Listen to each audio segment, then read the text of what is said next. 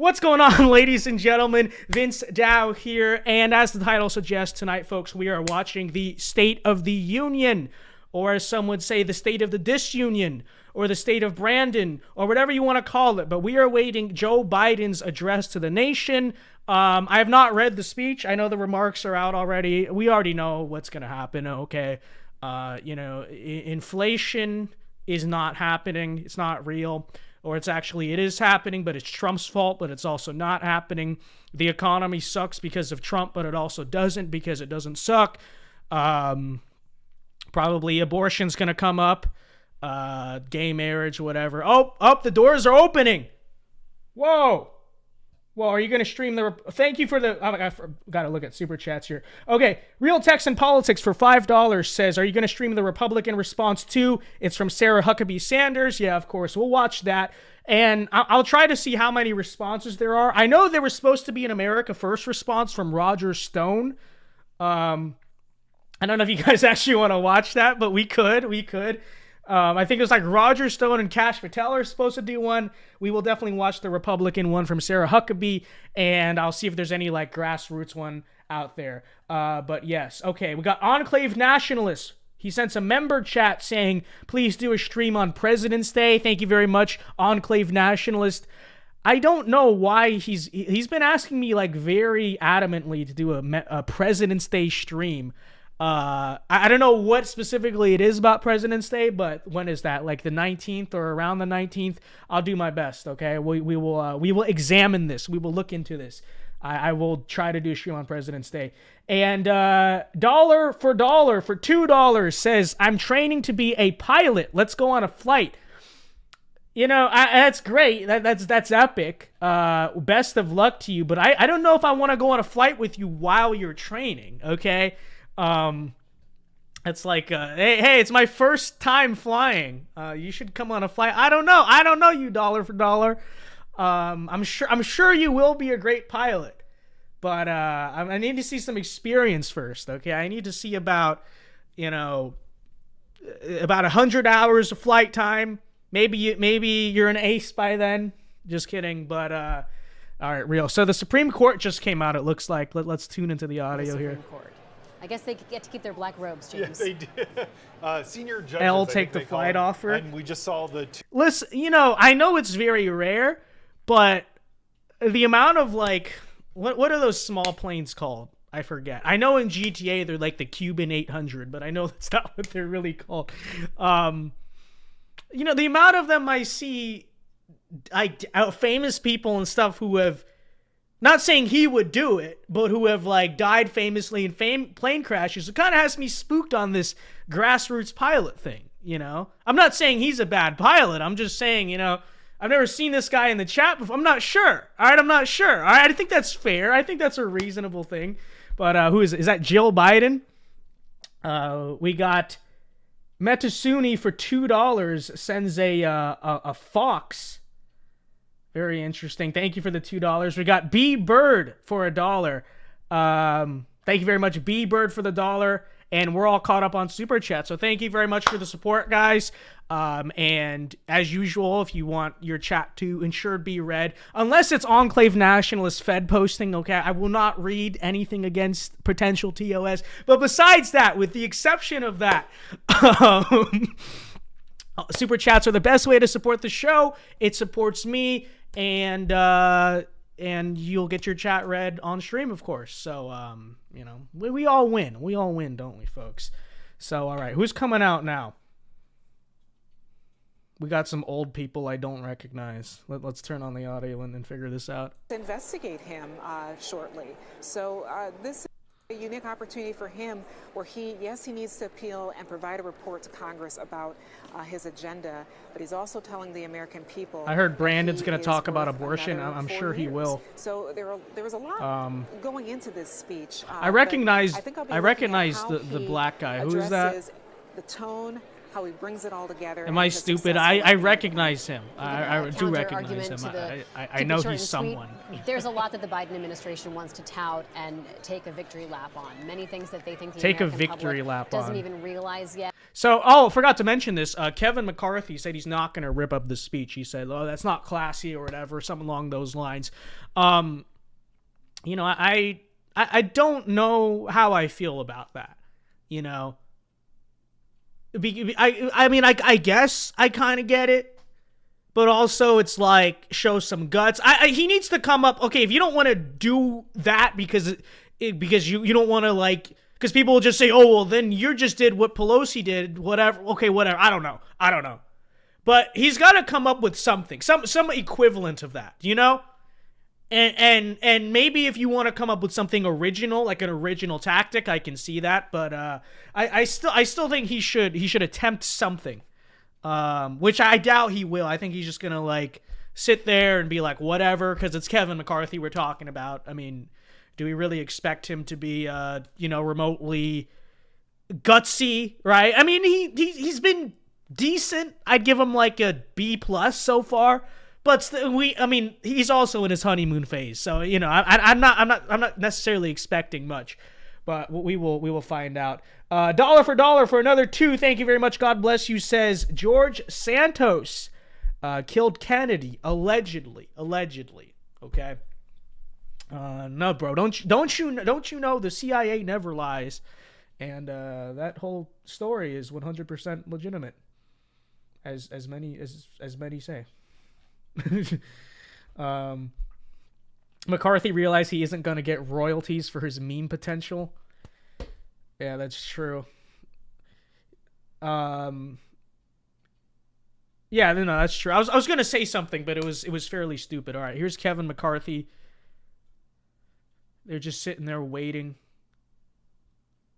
Okay, so now we got, these look like these must be Democrats. Right, that Asian lady, I'm pretty sure she's a Democrat. I really should know a lot more government officials and politicians are. I have, like, friends who they can name, like I'm pretty sure, like, Yankee Perspective, Brian Lewis. I think that guy can name every single representative in Congress and like recognize like 400 or so of them to their face. I barely know any. Like, I know the important ones. I know Matt, your Matt Gaetz's, MTG's, Crenshaw's, but half of these like government official heads, I could not tell you who they are. Okay. Which I assume is a lot of you guys too. So I think we're in the similar camps here, but they are awaiting Brandon. It is 9:01. He's late. All right. Now, usually presidents are late. This is true. But the State of the Union, I've never, I most of the time see them come on time. So let's see. He better come out here soon. We're going to have late Brandon. We're going to have late Brandon in the chat. Eli Cormonic for $2 says, just found you. Hope you upload more than John Doyle. Thank you very much for the 2. Well, John is my friend. I will not counter signal his upload schedule. That is, I'm a plan truster. Okay. All right. We do different forms of content, but measurably, yes, I do upload more than John Doyle. Okay. That part is true. But, I think we do different forms of content, right? I do a lot more like your shorter 10-minute or so. Most of it's like reaction content or talking about news or whatever. He's the sit down, let me talk for 2 to 3 hours and drop all the red pills in, these 3 hours, right? So I would say we do different forms of content, which I think is important in this sphere. Because I'll admit there was a time where I tried to kind of mimic his content, okay? Many could probably tell this, and I think there's a lot of kids out there who do, and when I was in high school, I kind of tried to do the same thing. But I think our sphere needs, like, different forms of content. You know what I mean? Because you can't reach everyone through, let me move this up. You can't reach everyone through one single method of, let's see, this is probably good. Through one single method of communication, right? And when you look at the networks out there and a lot of the successful shows and whatnot, or the successful brands, a lot of them differentiate the type of content they do, right? So like YouTube, some do YouTube shorts, and then some do the videos, and then long form for people who don't watch that. And so I would say we're different. We're different but equal. But not okay. All right, let's continue. Matt for $5 says, "Glad I found your channel. What Kevin should do is have Matt Gaetz in his stead." Well, I don't think that's going to happen. I don't think that's exactly going to happen, but it is so true. Thank you for the 5. Appreciate it. And I'm glad you found my channel too, Matt. I'm glad all you new subscribers found the channel. We are truly blessed to have seen such a ridiculous amount of growth. And here comes President Brandon. Here he is. Can I just note that he had a fairly that guy who introduced him. First of all, he looks like he could play like Sam Francis in a movie. But I'm not if I was president, not to insult the guy or anything, but if I was president, I feel like I would want a better looking guy to introduce me at the State of the Union, if I'm being honest. Like, I wouldn't want a guy who's like very visibly you know what I mean. Okay, not even attacking this. I don't know who he is. Okay, he's an older gentleman. I'm sure he has a family and all. But if I were the president, I'd be like, you are not a good... I'm not having you announce me. Okay, and this is very true. But Enclave Nationalist for $5 says, "What would you think if the 2024 election is between Republican George Santos, Democrat John Fetterman, and Independent Kanye West?" I'm pretty sure you've asked that question before, but I don't know what to think of that. That would just be a disaster. John Fetterman would win that election because the right-wing vote or whatever would probably be split between Santos and West, first of all. And then second of all, I think Santos is a lot more like disgraced, quote unquote, than Fetterman. Like, Fetterman can't speak, but he still is a sitting senator or whatever. So Fetterman would probably win that election like Woodrow Wilson style or whatever. And I think Kanye might take your like Montanas and Idahos. I don't know. I just instinctively believe that. Fetterman would sweep the Rust Belt because he has that. Santos probably wins your solid, like, Southern Republican states, and I don't know. I don't know what else to think of it. I don't know what else to think beyond that. But yes. Mute the claps, please. Okay. All right. I'm sure it's fairly obnoxious. Okay. Chewy says, "I just subscribed yesterday from the Grammys vid." Well, thank you very much, Chewy. I appreciate it. Welcome to the channel. And everyone who's watching right now, be sure to hit the like button. Let's see. We're at 66 likes right now. Folks, you and I both know that's not a good number, okay? That's not exactly a lucky number, we will say. So, be sure to hit the like button. Can we get to 100 likes before the stream is over? That's the goal. Hit the like button. And turn on post notifications while you're at that part of the screen. I appreciate it in advance. So, yeah. All right. So, here he comes. Now, conventional wisdom may say he is just, meeting up with everyone, shaking all his hands, kissing his babies, sniffing his babies. But I'm not actually sure. He really seems like he's lost the way to the stage. In fact, let's keep an eye out. Obviously I'm just talking trash, but let's see if he needs a guide to help him find his way to the stage. Let's observe this, okay? Just keep an eye out as he perambulates. He traverses the crowd. Okay? So there he is. Look. That was the lamest salute ever.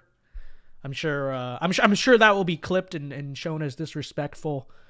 It's whatever. Who did he salute? Who did he salute? Is that... I don't know.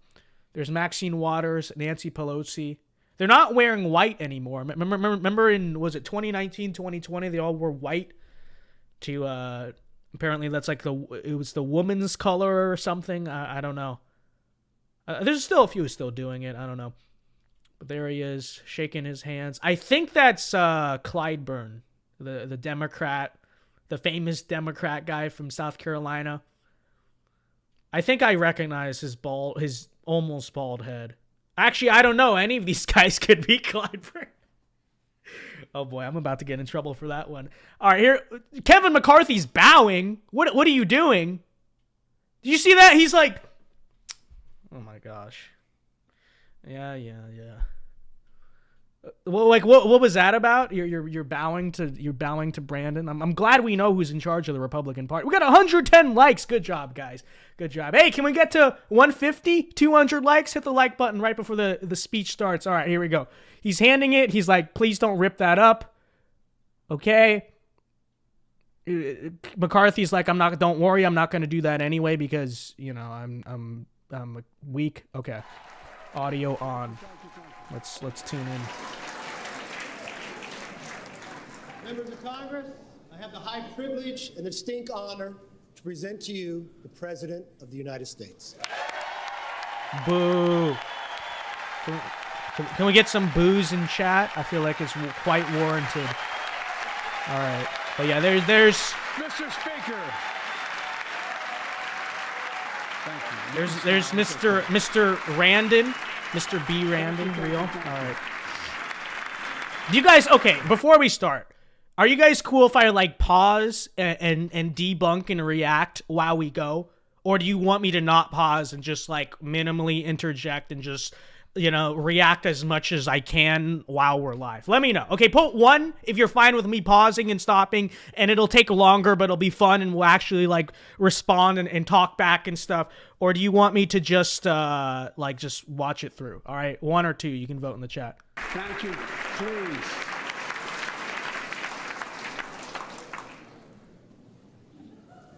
Mr. Speaker, Madam Vice President, our First Lady and Second Gentleman, good to see you guys up there.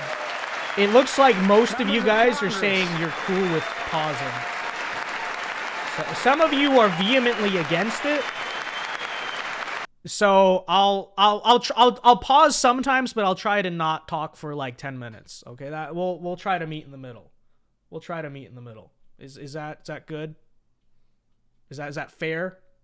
Okay. Tomorrow, next week. How about a poll? We could do that. You're right. All right. Got to work something out here. Members of the Cabinet, leaders of our military, Chief Justice, Associate Justice, and retired Justice of the Supreme Court, and to you, my fellow Americans.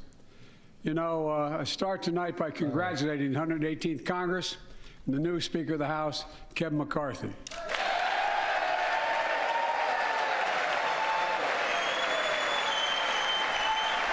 Yay, I guess. All right, poll is up. You can decide. What if I just don't listen to the poll? What if I actually have no Speaker, respect for democracy? I don't want to ruin your reputation, but I look forward to working with you. If you have considered this. And I want to congratulate the new leader of the House Democrats, the first African-American minority leader in history, Hakeem Jeffries. Total lunatic, by the way. The idea that this fool is going to be Speaker of the House someday is quite terrifying. This deranged, white people hating lunatic, He won in spite of the fact I campaigned for him. Congratulations. Okay, we got to 64% saying leader in the they're fine history with of the pausing, United so. States Senate, Mitch McConnell. Where are you, Mitch?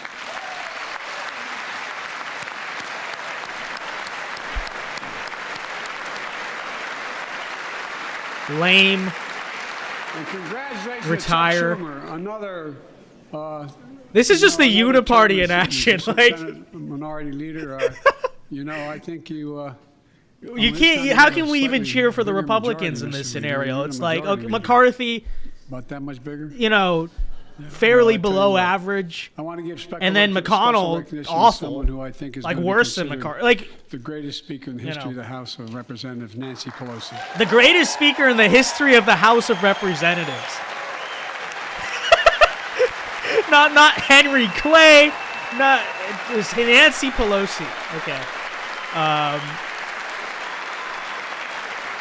And he found her in Skyrim, if you know the reference. The story of America is a story of progress and resilience, of always moving forward, of never, ever giving up.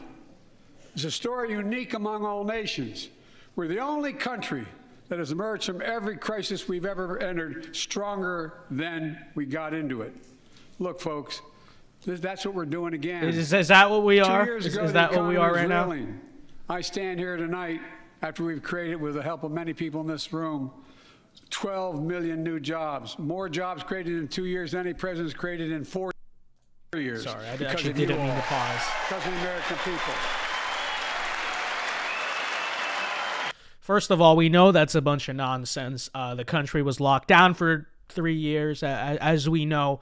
They used this against Trump. He had to lock down, and they were like, well, you destroyed the employment rates. But like nobody believes this, okay? Everything is expensive. What jobs there are, they don't pay well. There's still labor shortages. It's all, the economy's a disaster. If I were Biden, I would try to just, ignore it as much as possible. But I guess that's what he wants to start with. So 2 years ago,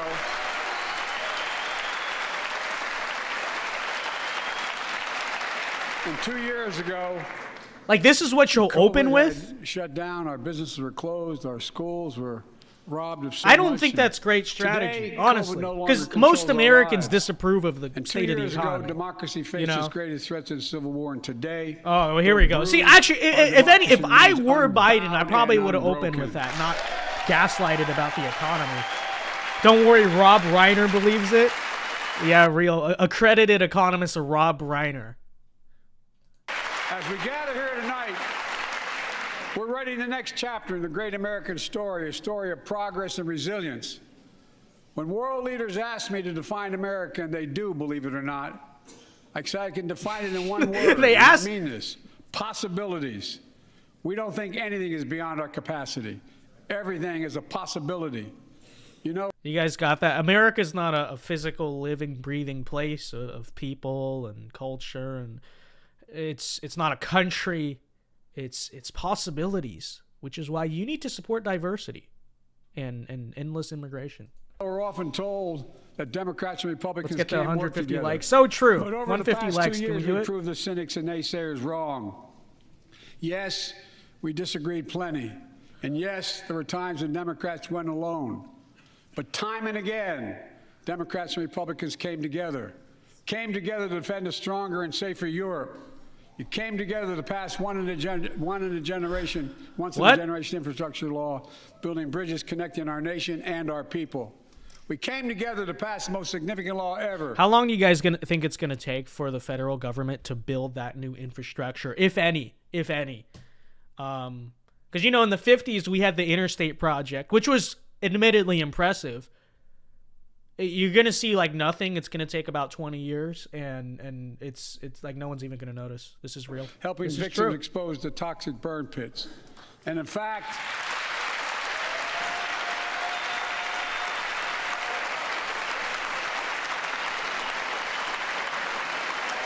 it's important.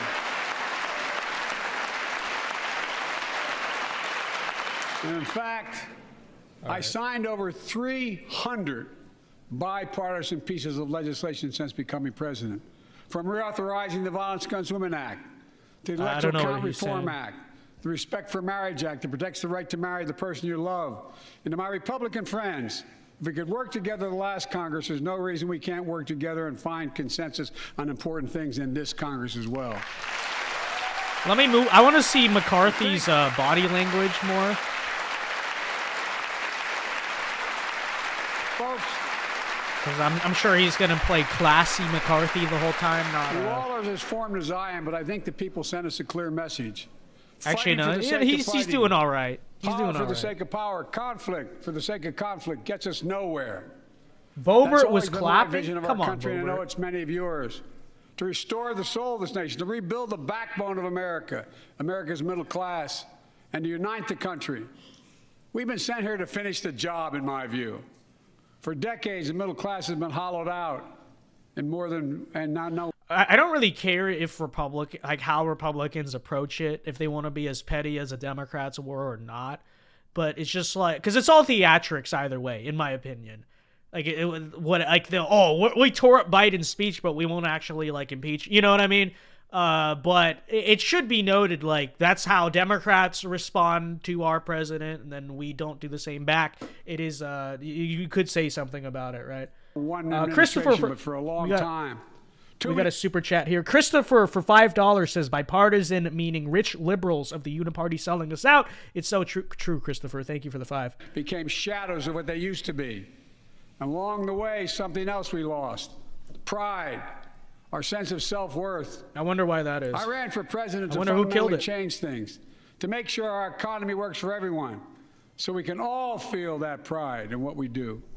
To build an economy from the bottom up and the middle out, not from the top down. Because when the middle class does well, the poor have a ladder up, and the wealthy still do very well. We all do well.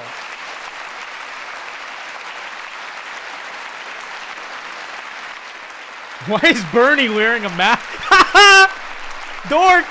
I know a lot of you always kid me for always quoting my dad, but my dad used to say, Joey, a job's about a lot more than a paycheck. Bernie Sanders trying to look say like the this. dumbest guy It's in the about a room lot as more than a usual. paycheck. It's about your dignity. That's like him at the inauguration. Remember he shows up to the inauguration and then he looks ridiculous. It's gonna be Why does he always figure out how to look like the dumbest person? His glasses keep fogging up. We're not finished yet. Then either take off the glasses or take off the mask, dude. You see that? He's like, what? I wonder why my glasses keep fogging up. Yeah, I wonder why too, idiot. What? Wait, is that Van Jones? Am I wait. Hispanic workers. What? We've already created, your help, 800,000 good-paying manufacturing Common jobs. Bernie The L, yeah, fastest real, growth in real. 40 years.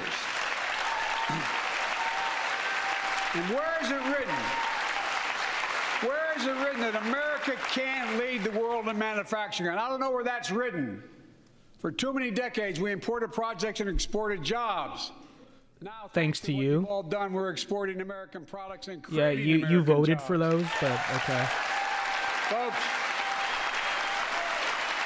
Oh, yes, that is Warnock. I'm sorry. I'm incredibly stupid. Yes, you're right. You're right. Okay. Disrupted our I knew supply that. chains, and Putin's unfair and brutal war. I got in two Ukraine bald black disrupted guys with energy glasses supplies confused. as well as food That is supplies. that was kind of no, that was not Ukraine. racist. Okay, But we're I better genuinely positioned got than any country confused. on earth right now. But we have more to do. I did not Inflation is coming mean down. that.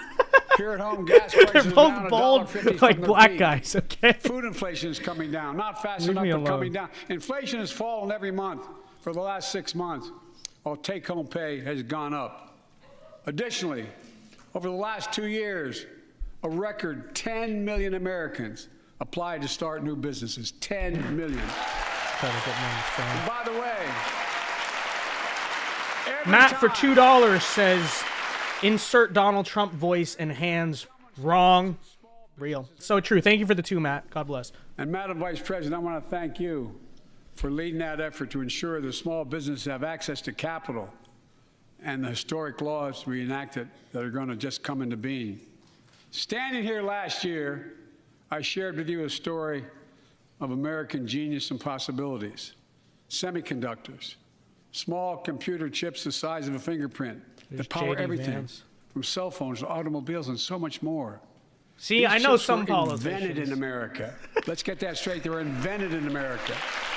I don't recognize a lot of the We used to make Democrats so well. but- 40% of the world's chips. In the last several decades, we lost our edge. We're down to only producing 10%. We all saw what happened during the pandemic. when chip Kamala's factories chair is shut too down big. That's overseas. real. Today's automobiles need 3,000 chips each of those automobiles. But American automobiles couldn't make enough cars because there You know, unrelated, but the fact that cars need chips is kind of... Why does every car need to be automated and, like, run digitally and all this stuff? Like, in the same... Why does your refrigerator need to have microchips? And then... No, think about this, right? Then, okay, they always say, oh, Taiwan has all the chips and China's gonna invade Taiwan. It's like, why does everything in society need a microchip? You don't need a smart car, first of all, really. You don't need a smart fridge, much less. And like everything now has to have a touch screen. It's ridiculous. weren't enough chips. Am I wrong? Car prices went up. People got laid And off. then what happens did when everything from Taiwan refrigerators falls to or cell whatever phones. happens to the global We supply can chain? never let They're going to that be like, happen well, again. we don't have That's anything why. because everything requires a chip. That's Well, why why we does came it need a together chip? to pass You the don't need like Bipartisan everything Chips to be and Science digital. Act. I mean, this is true. It's a bunch of nonsense. Because of millennials? Yeah, real. Some stuff that was analog actually worked better. Okay, this is true. The older people in the chat can attest. It's true. It's real. Sure, the supply chain for America begins in America. The supply chain begins in America. Yeah, right. Yeah, right. You are. We've already created.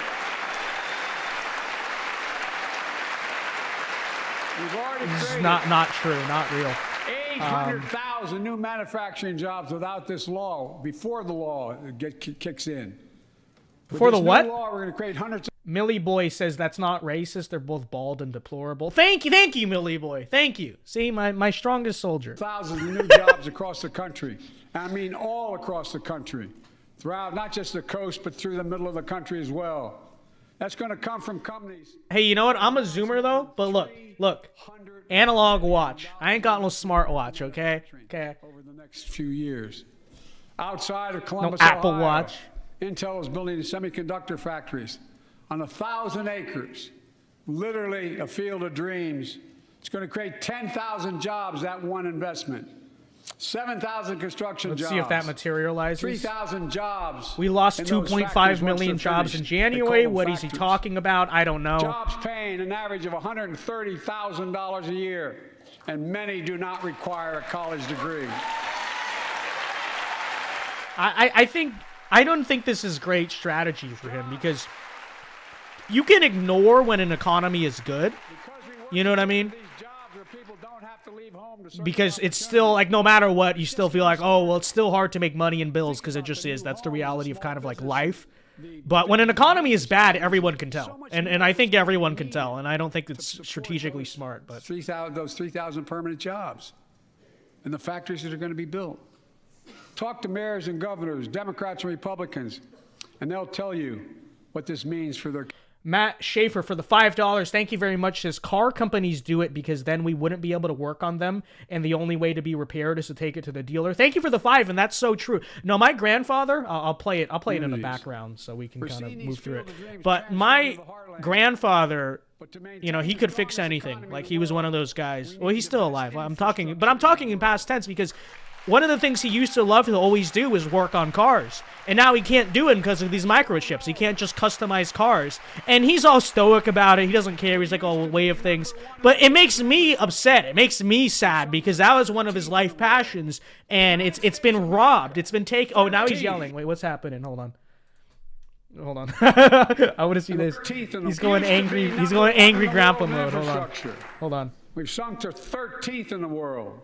The United States of America, 13th in the world in infrastructure, modern infrastructure. But now we're coming back because we came together and passed the bipartisan infrastructure law, the largest investment in infrastructure since President Eisenhower's interstate highway system. I forgot the number, but doesn't only like 10% of it go to infrastructure? Like, okay, Eisenhower built the interstates. Yeah, like, that was huge, right? Huge interstate systems across the country. Are you really going to see the impacts of this, as expensive as it is? We'll see. I mean, we'll see. We'll see. I doubt it, though. All across America. The Dark Brandon came out for a second. This is real. This is true. We're just getting started. And I mean it sincerely. I want to thank my Republican friends who voted for the law and my Republican friends who voted against it as well. But I still get asked to fund the projects in those districts as well. But don't worry. I promised I'd be a president for all Americans. We'll fund these projects. And I'll see you at the groundbreaking. Dude, that was so funny, bro. He got him. Dark Brandon owned the Republican. He sure did. Projects like Brent Spence Bridge in Kentucky over the Ohio River, built 60 years ago. Badly needed repairs. One of the nation's most congested freight routes, carrying $2 billion worth of freight every single day across the Ohio River. And folks, I've been talking about fixing it for decades, but we're really finally going to get it done. I went there last month with Democrats and Republicans and from both states, to deliver a commitment of $1.6 Shut up, Jack Wade. billion I don't know what that for this means. project. What did he mean by this? And while I was there, I met a young woman named Sarah, who's here tonight. I don't know where Sarah is. Is she up in the box? I don't know. Sarah, how are you? Well, Sarah, for 30 years. Oh, there she is. For 30 years, I learned, she told me she'd been a proud member of the Iron Workers Local 44, known as... She sure did. Known as the Cowboys in the Sky. The folks who built Cincinnati's skyline. Sarah said she can't wait to be 10 stories above the Ohio River building that new bridge. God bless her. That's pride. And that's what we're also building. We're building back pride. Look, we're also replacing poisonous lead pipes that go into 10 million homes in America, 400,000 school and child care centers. So every child in America can drink the water instead of having permanent damage to their brain. Look, I have a theory. Look, for legal, I'm not even gonna say it. All I'm gonna say is someone should look into. I'm not saying if that's what's really causing the issues in the water. Okay, I don't know anything personally for the guidelines or whatever. Okay, I'm just saying. I would like to see an honest study of that. Is all I'm going to say. Okay, that's all I'm going to say. Buy American. We're going to buy America, folks.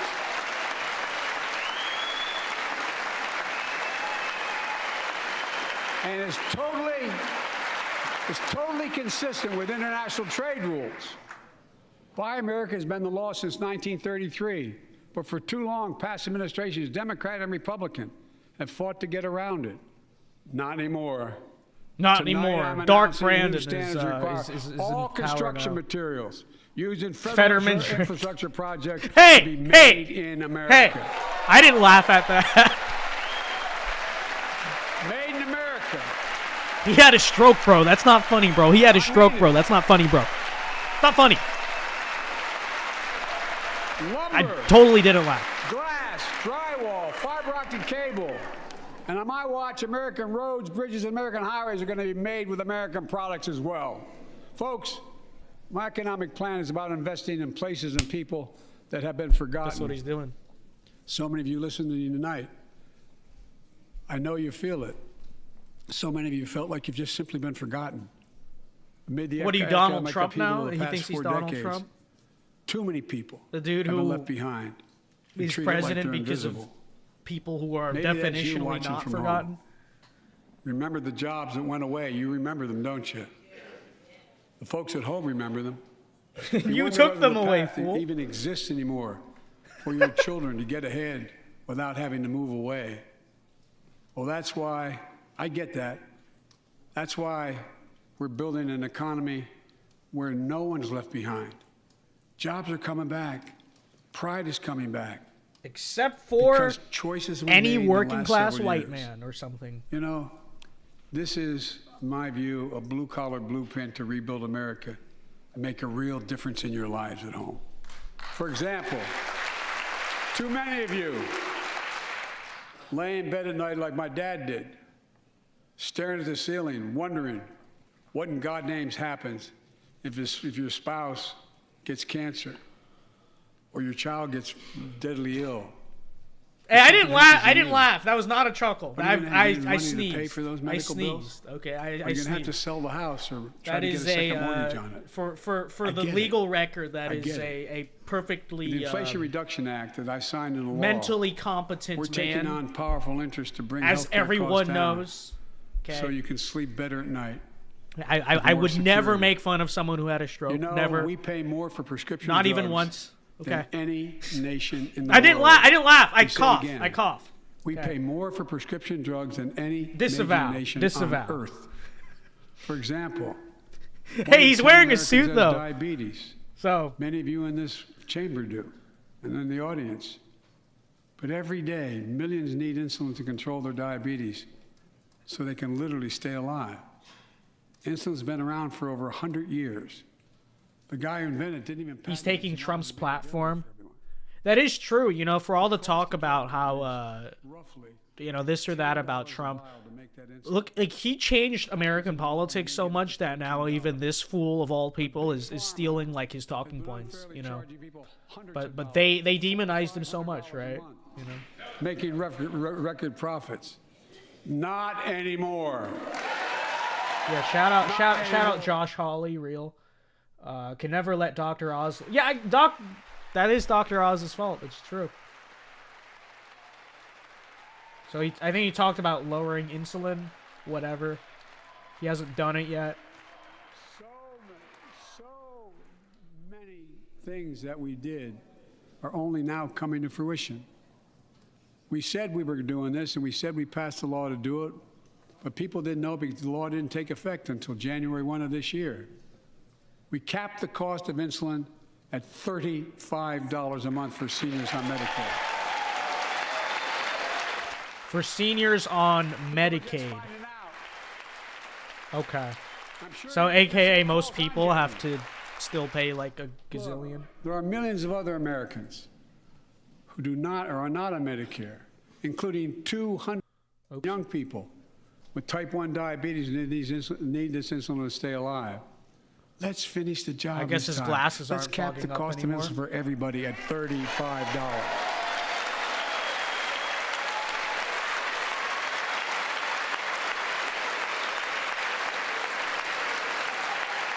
Folks,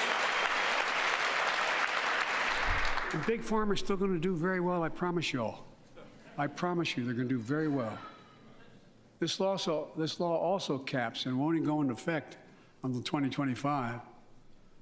Costs, out-of-pocket drug costs for seniors on Medicare at a maximum of $2,000 a year. You don't have to pay more than $2,000 a year, no matter how much your drug costs are. Because you know why? You all know it. Many of you, like many in my family, have cancer. You know the drugs can range from $10,000, $11,000, $14,000, $15,000 for the cancer drugs. If drug prices rise faster than inflation, drug companies are going to have to pay Medicare back the difference. We're finally giving Medicare the power. You can call it gaslighting or whatever, but it is true that like Republicans don't talk about this stuff enough. I know Trump tried to do it too, but it is. See, this is like winning issues, quote unquote, for Democrats. It doesn't have to be like that, for the record. But who is this purple-haired? Are those congresswomen? Those are U.S. Congress. Are they? I don't know if they are. If that's the case, they might just be random people in the crowd or insulin people. But I hope that's not the case. For the federal government. All right. Let's see. And by the way, we got some super chats here. Now, Dollar for $2 again. Thank you very much. Says short 8,000 pilots right now. Lowest unemployment. Well, you know, the reason it's probably low unemployment is measured based on people actively seeking work, right? And so I think part of the reason there is a low unemployment rate is people have like given up searching for jobs, and probably a lot of people are living on benefits and stuff because. You know, but low unemployment, you know. It's not because there's like a surplus of jobs and people in the workforce. It's because there's a lot of people just not even searching for work for whatever reason, you know. But anyways, thank you for the two. Matt for $5 says, didn't Trump lower insulin just for Biden to increase it and now decrease it again? Yes, that is real. That is true. That is true. I remember that too. That did happen. Thank you for the super chats, guys. Appreciate it. Millions are saving $800 a year on their premiums. And by the way, that law was written and the benefit expires in 2025. So my plea to some of you, at least in this audience, let's finish the job and make these savings permanent. Expand coverage of Medicaid.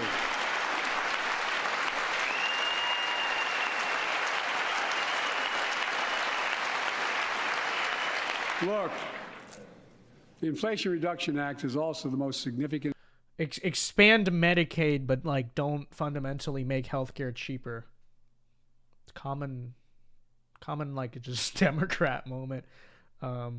leading the world to a clean energy future. I visited the devastating aftermath of record floods, droughts, storms, and wildfires from Arizona to New Mexico to all the way up to the Canadian border. More timber has been burned, that I've observed from helicopters, than the entire state of Missouri.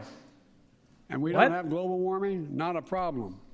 In addition to emergency recovery, no, the reason why California has so many wildfires is because, like much else, everything is horribly mismanaged. First of all, they say it's because of a drought. Sure, but a lot of that drought is self-inflicted because they let virtually all of their rainwater go to waste, and they don't have reservoirs to keep it. For instance, they just got out of a drought because of a massive rainstorm. I'm sure they'll be back in soon, but they lost 95% of the rainwater in that drought, number one. And then, number two, they also manage their forests horribly. They don't clean up the brush. They don't do anything. They just let it all happen, okay? Like, because they say environmentalism, quote unquote, whatever, they can't touch the forest. And so instead of cleaning up the forest, controlled burning, just cleaning up the shrub, they don't do anything. So they don't manage it. And then they self-inflict the drought that makes everything drier. That's the reason it's happening.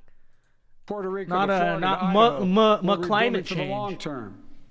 New electric grids that are able to weather major storms and not prevent those forest fires. Roads. My grandpa was a forester. He was all about this. Clean energy. Well, this is true. Where are you from? Thompson's from, like, Alabama, right? So that's... They actually have that there. I wonder how many foresters there are in California. I bet you it's very rare.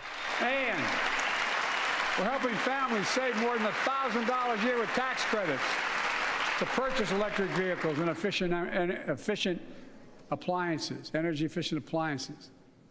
Historic conservation efforts to be responsible stewards of our land. That is correct. California did indeed pour all their water into the ocean. That's true. Or blue state. It's an existential threat.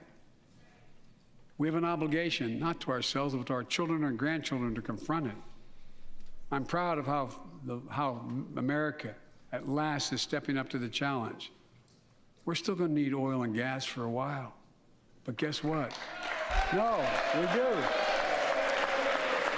But there's so the Democrats booed him. We got to finish the job. And we pay for these investments in our future by finally making the wealthiest and biggest corporations begin to pay their fair share. Just begin.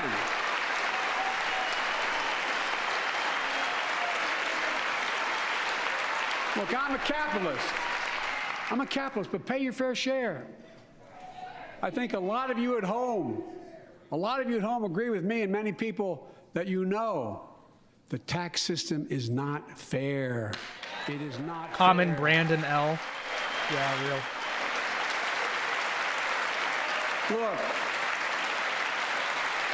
the idea that in 2020, 55 of the largest corporations in America, the Fortune 500, made $40 billion in profits and paid zero in federal taxes? Zero? Folks, it's simply not fair.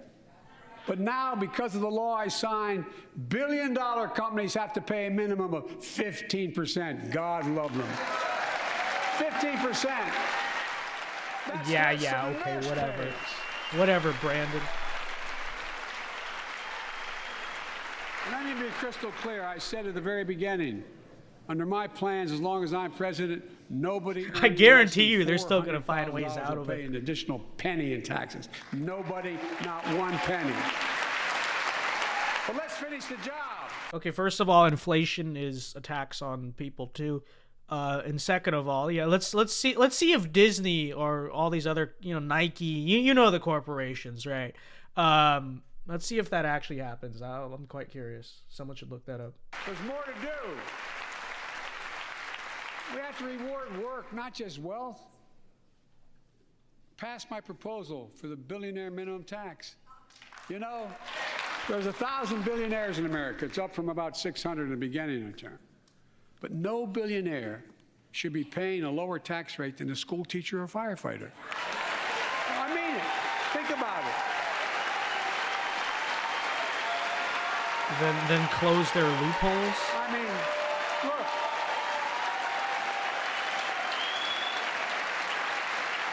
I know you aren't enthusiastic about that, but think about it. Think about it. Have you noticed Big Oil just reported its profits, record profits? Last year they made $200 billion in the midst of a global energy crisis. I think it's outrageous. Why? They invested too little of that profit to increase domestic production. And when I talk to a couple of them, they say, we're afraid you're going to shut down all the oil wells, all the oil refineries anyway, so why should we invest in them? Here's the issue with it, though. The billionaires have to pay more taxes, blah, blah, blah, blah. Well, the reason why, like, richer people and companies and stuff get out of paying so many taxes is because, compared to your teacher or your firefighter, is because those people are W-2s, right? They're, like, employees. And so it's hard for them to find a lot of expenses and stuff to write off. But the thing is, if you reform, the 1099 tax code for, like, independent people and for businesses and all that different stuff, then what's going to happen is the big companies are still going to find a way out of the taxes because they have the most accountants and money. But who's really going to get screwed is like your small time entrepreneurs, your independent, business owners, your small business owners, your independent contractors. Like, that's who would really get screwed in this scenario, because that's what they would have to do if they really wanted to lower taxes or raise taxes for like the rich people, quote unquote. You'd have to reform, business taxes and like 1099s and stuff like that. And so you can't write off. But then what happens to the independent contractors? What happens to, your person with a small business that's worth $100,000 or so? It's totally screwed, like ending it, And so it's, it is what it is, really. Like I mean, I agree, like, maybe you should close loopholes, but like, what would they really do? Like, what would that really look like? That is what it would look like, It's true. So we're going to need oil for at least another decade. And that's going to exceed and beyond that. We're going to need it. Production.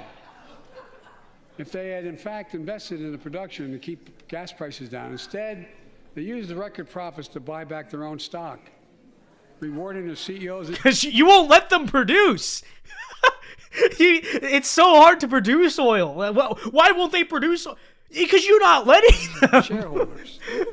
Corporations ought to do the right thing. Yeah, of course they're going to buy back their own stocks because you won't let them do anything else with the freaking money. So buybacks and encourage long-term investments.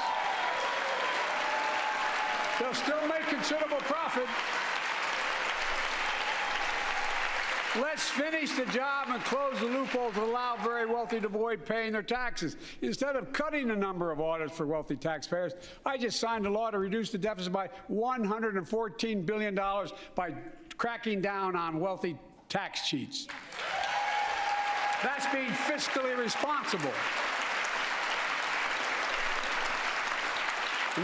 after they spent like record amounts of money the last few years, now we're cutting it by $100 billion.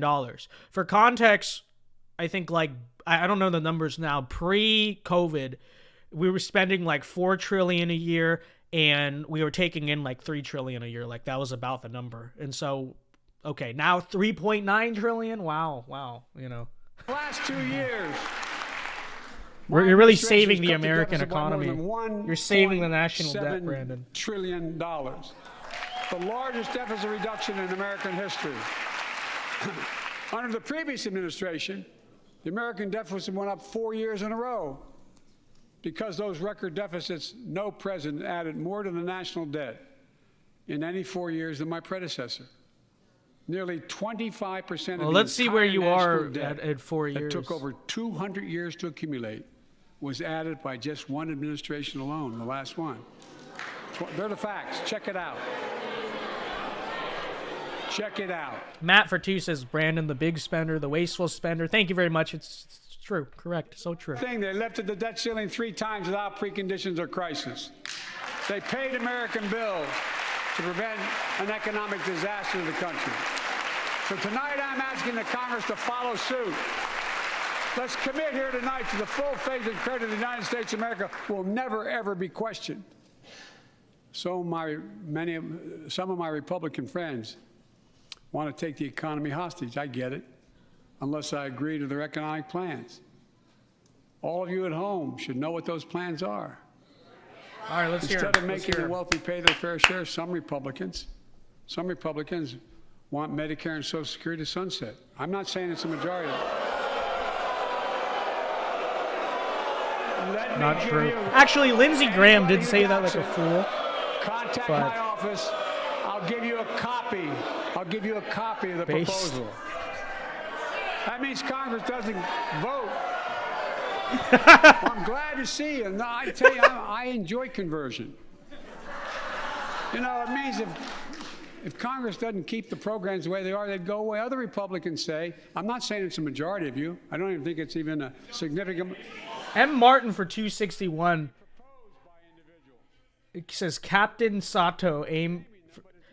I don't know if I can read that on YouTube. I don't know if I don't know if YouTube is gonna say whatever, but thank you for the $2. Thank you. Thank you for the super chat. Appreciate it. God bless. That we're not going to be moved into being threatened to default on the debt if we don't respond, folks.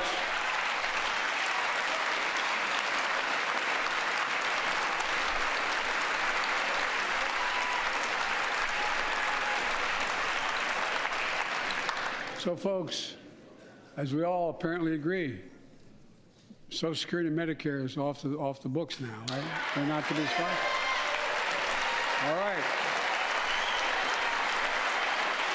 I'm ready. It is true that they're running out of money, like when you really think about it, Medicare and Social Security were built to be scams that were gonna hold politics hostage from the start since the end of time. Thank you, FDR, literal communist. Thank you. But I think what Republicans should propose politically now is, instead of saying we gotta cut it or raise the age, literally just say we're gonna take money from welfare and foreign aid and all your other BS nonsense and just put it into Social Security. That's what I would say. If it's running out of money, which it is, because it's an unsustainable system, it was always going to hold politics hostage till the end of time. Just take money out of Ukraine and welfare and just literally give it to Social Security. If it can't be self-funded, then fund it from outside sources is what I would say.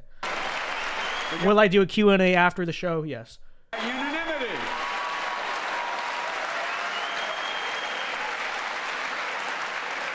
Social Security and Medicare are a lifeline for millions of seniors. Americans have to pay into them from the very first paycheck they started.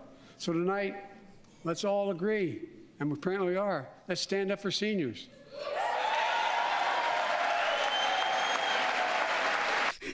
Including the one on the stage. Stand up and show them. We will not cut Social Security. We will not cut Medicare.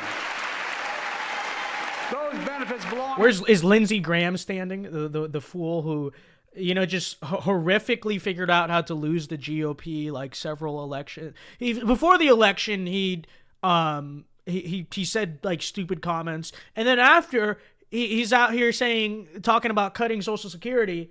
Or whatever he's an idiot. Common Lindsey Graham L. He's literally a paid saboteur of this party.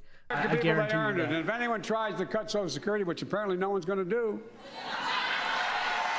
and if anyone tries to cut Medicare, I'll stop them. I'll veto it.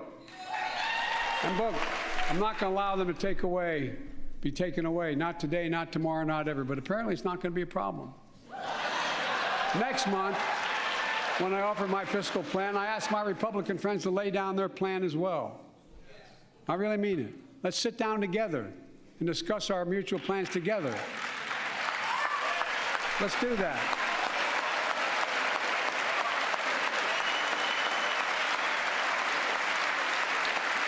Enclave Nationalist for $2 says, what would you think if Lizzo did Union Dixie? I don't think there's a lot of things out there that can make that song a whole lot worse. But Lizzo would probably do it. In fact, actually, I want to see that. I would like to see her do that. I can tell you, the plan I'm going to show. They need to stop Social Security. It's literal slavery. Well, see, I agree. I tweeted about this today. Or sorry, my business brand account tweeted about this today. But the thing is, like, FDR set it up to be this like political hostage tool. It is. It's going to hold politics hostage till the end of time. Republicans really can't do anything about it because their voting base is senior citizens. Okay, so it's like political suicide. And it was FDR, leftist Democrat. Like, when you think about it, and conservative, older people are the most conservative. When you think about it, it was always set up to be like the slavery to the political system, okay? And it sucks. But like I said, I think the best option at this point, the best next move on the chessboard is, if it's running out of money, which it is, then just take money away from all these, idiots on welfare and just give it to Social Security. That's what I would say. That would be my proposal. He's going to cut the deficit by. And I would make the payroll tax from now on optional. Or if you want, people are too stupid. Okay, fine. IQ test. All right? If you have an IQ over 100, you should be allowed to opt out of payroll tax. There's no reason why I, a relatively big-brained genius, should have to forcefully pay the government to manage my retirement with money that they're never giving back to me. This is true. So I would say from now on, opt out of the payroll tax should be an option. And again, if you're worried about stupid people not preparing for their retirement, then add a literacy test, add an IQ test to it, okay? That's what I would say. But it's real. Another $2 trillion. And it won't cut a single bit of Medicare or Social Security. In fact, we're going to extend the Medicare Trust Fund at least 2 decades, because that's going to be the next argument. How do we keep it solvent, right? Well, we'll not raise tax on anyone making under 400 grand, but we'll pay for it the way we talked about tonight, by making sure that the wealthy and big corporations pay. Martin for $2 says we should cut 90% of federal non-military jobs. I agree. These fools are useless, and we know. You out there. I have your back. We're already preventing Americans from receiving surprise. And some conservatives will disagree because they say, well, we need to use the government to our own advantage. It's like, okay, well, yes, that's why you have to get rid of the bureaucracy. Like, can you name one government agency, one of the ABC agencies that is like, you look at that and you're like, this is a good thing? No. In fact, if you want to wield power effectively as a Republican president, the best thing to do would to first get the deep state out of the way, right? So this is true. Description. Look, capitalism without competition is not capitalism. It's extortion. This is It's true. exploitation. But, Last year, I cracked down with the help of many of you on foreign shipping companies that were making you pay higher prices for every good coming into the country. I signed a bipartisan bill that cut shipping costs by 90%, helping American farmers, businessmen, and consumers. Let's finish the job. Pass the bipartisan legislation to strengthen antitrust enforcement and prevent big online platforms from giving their own products an unfair advantage. I don't know what you just said, bro. My administration is also taking on junk fees, those hidden surcharges too many companies use to make you pay more. For example, we're making airlines show you the full ticket price up front, refund your money if your flight is canceled or delayed. We've reduced exorbitant bank overdrafts by saving consumers more than $1 billion a year. We're cutting credit card late fees by 75% from 30%. You're cutting credit card late fees. How is that supposed to work? Like, I actually sympathize with some of the other stuff. Airlines have to show you the price up front. Like, I like that. Credit card late? If you're late on your credit card, you're late. But, who is the Democrat constituency? A bunch of people who, overdraft on credit cards all the freaking time because they're incredibly reckless with money and you know what I mean? And they're paying, exorbitant interest rates and stuff because on their credit card because, they have terrible credit. Why should I didn't even know the government regulated the interest the overdraft fee on credit cards. I thought that that's the company's deal with you. I have no idea. Drew Steiner for $2 membership for 2 months. He sends a membership chat, says, "What if you are actively paying into your 401k, you are exempt from payroll tax?" That's fine too. Thank you for the member chat. I mean, do anything out of having to pay payroll tax. I don't want to do it. I should not. Again, I am too competent to that. I don't deserve this. Okay, I don't deserve to have to pay payroll tax. Matt for $5, thank you very much, says taxation is theft. If anything, we the people should decide how the money is spent, not them, especially because it is coming from our paychecks.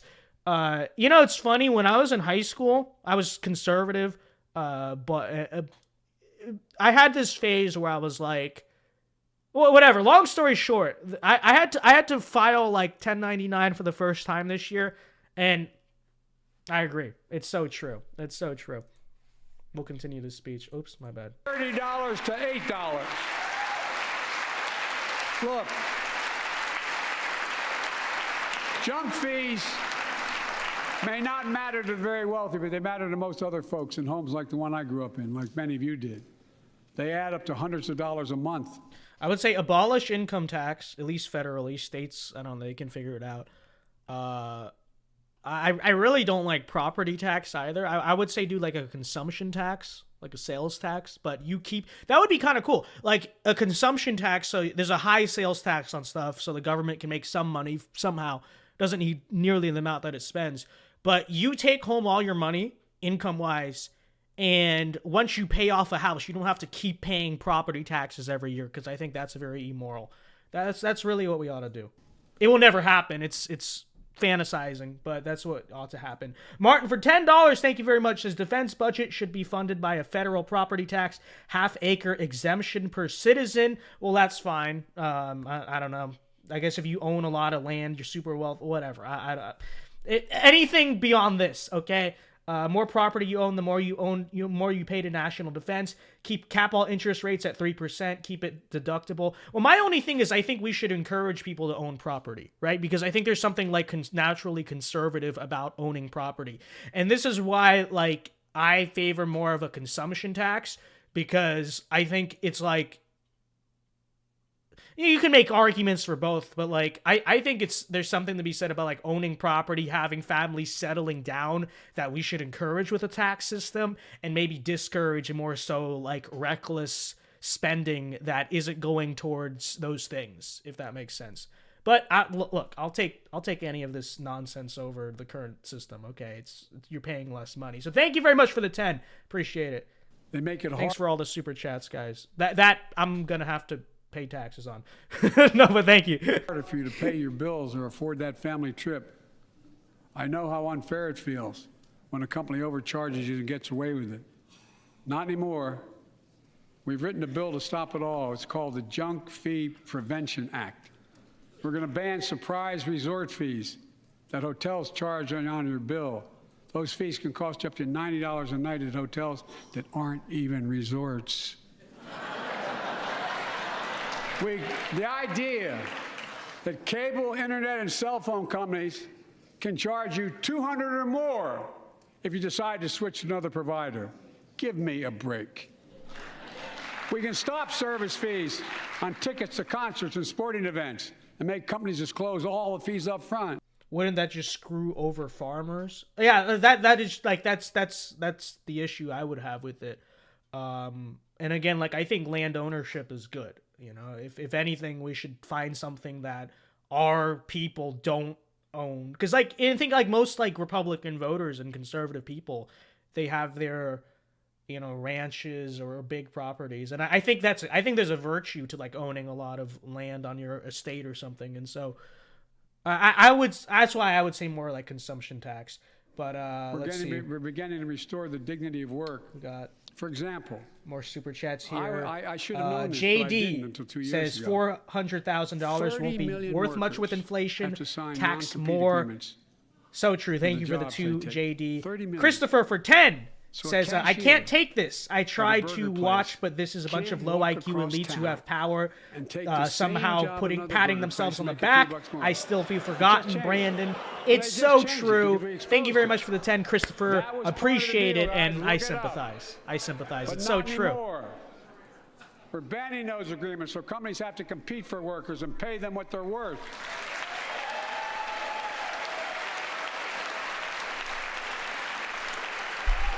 And I must tell you, this is bound to get a response from my friends on my left but the right. I'm so sick and tired of companies. Do you guys notice, though, he's focusing all on this, like, kind of like populist economic issues. This is not what a lot of people see in America right now, right? What most people see is the culture war. this seems to be a tactic that they know the culture war agenda is very unpopular, which it is. So it's true. That's going to enable millions of... Matt for 5 says, why is he talking about government control over companies or travel agencies? I don't know. I don't know what it... Which gave tens of millions of parents some breathing room and cut child poverty in half to the lowest level in history. And by the way, when we do all these things, we increase productivity. We increase economic growth. So let's finish the job and get more families access to affordable, quality housing. Let's get seniors who want to stay in their homes, the care they need. Let's build public housing in your suburb. Breathing room to millions of families, caregivers looking after their loved just ones. what the doctor ordered. This is going to save the American housing get seniors market. and people with disabilities the home care and services they need. The home prices are too high. Well, Brandon has a fix for you. Let's build public housing right next to your. And hey, look, now the homes are affordable. What? What the? Restoring the dignity of work means making education an affordable ticket to the middle class. You know, when we made public education, 12 years of it, universal in the last century, we made the best educated, best paid, we became the best educated, best paid nation in the world. But the rest of the world's caught up. It's caught up. Jill, my wife, who teaches full time, has an expression. I hope I get it right, kid. Any nation that out-educates us is going to out-compete us. Any nation that out-educates is going to out-compete us. Folks, we all know 12 years of education is why we need is not enough to win the economic competition of 21st century. We want to have the best educated workforce. This is why you need diversity, equity, and inclusion. Providing access to preschool for 3 and 4 years old. Studies show that children who go to preschool are nearly 50% more likely to finish high school and go on to earn a 2 or 4 year degree, no matter their background they came from. Let's give public school teachers a raise. They don't need one until they stop teaching communism and pedophilia to children, is my take. Raymond Noodles, not spelled ramen, spelled Raymond, for $1. Just sends $1. Thank you very much for the $1. Appreciate it. God bless you. And connect students to career opportunities starting in high school. Provide access to 2 years of community college. The best career training in America, in addition to being a pathway to a 4-year degree.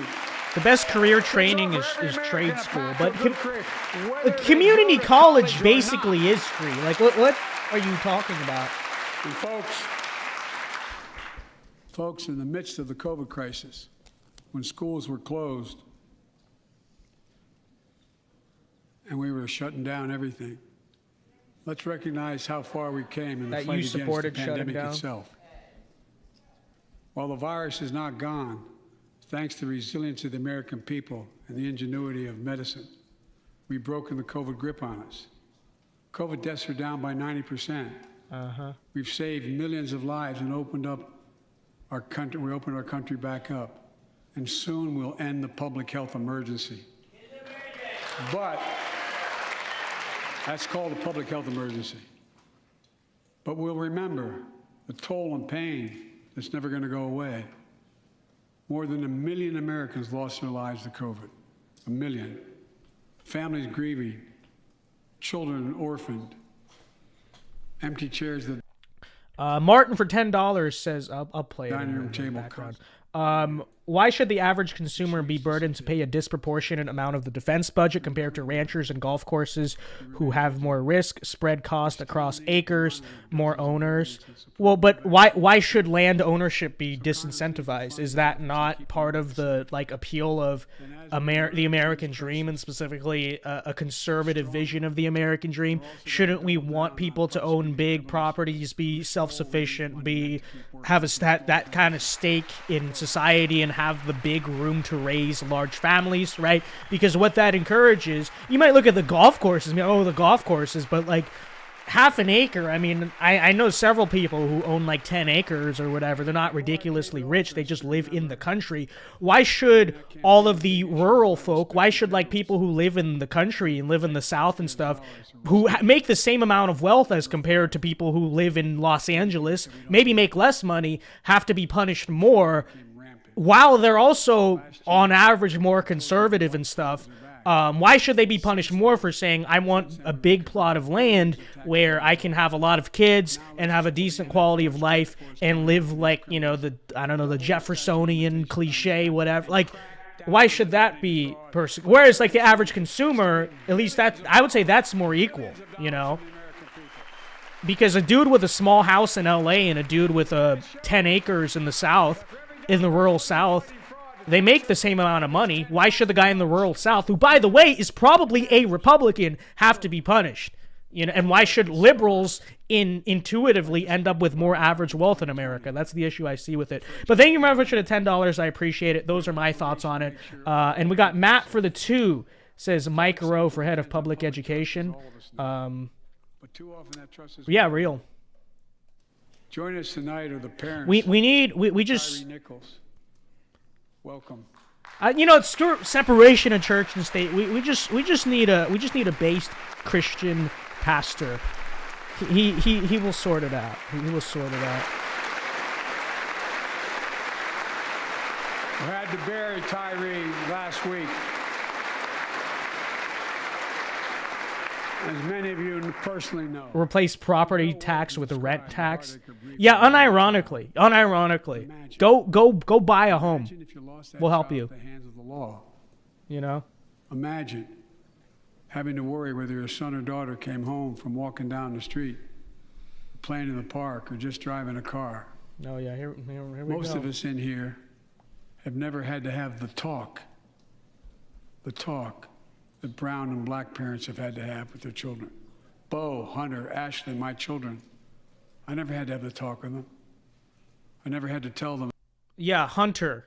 Whatever you do, police will never be. Law enforcement is the least of your worries. Okay, well, no matter what. Okay, we know. We understand this. We know. Pulls you over. Turn your interior lights on right away. Don't reach for your license. Keep your hands on the steering wheel. Imagine having to worry like that every single time your kid got in a car. Here's what Tyree's mother shared with me when I spoke to her.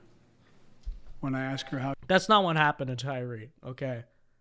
And that's literally not what happened. She finds the courage to carry on and speak out. The faith of God, she said her son was, quote, a beautiful soul, and something good will come of this. Imagine how much courage and character that takes. It's up to us. Be sure to leave a like on the stream if you're watching. Can we get 250 likes? Let's go. Thank you. To all of us. We all want the same thing. Neighborhoods free of violence. Law enforcement who earns the community's trust. Just as every cop, when they pin on that badge in the morning, has a right to be able to go home at night, so does everybody else out there. Our children have a right to come home safely. Equal protection under the law is a covenant we have with each other in America.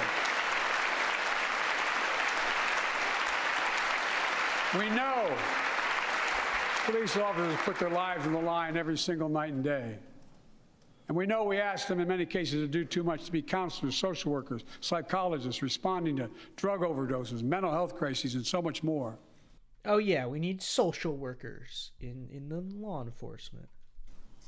In one sense, we ask much too much of them.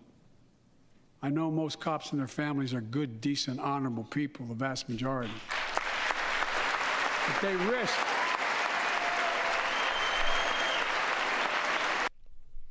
ACAB bros. ACAB bros and the Zers and sisters and all of that are seething right now.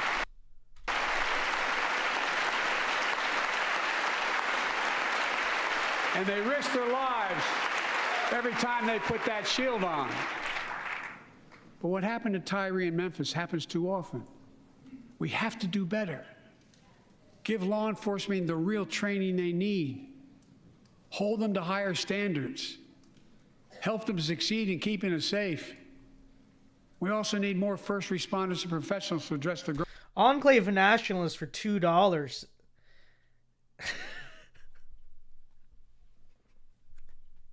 I think you know the answer to that question, dude. Okay, you know. Mental health, substance abuse challenges. More resources to reduce violent crime and gun crime. More community intervention programs.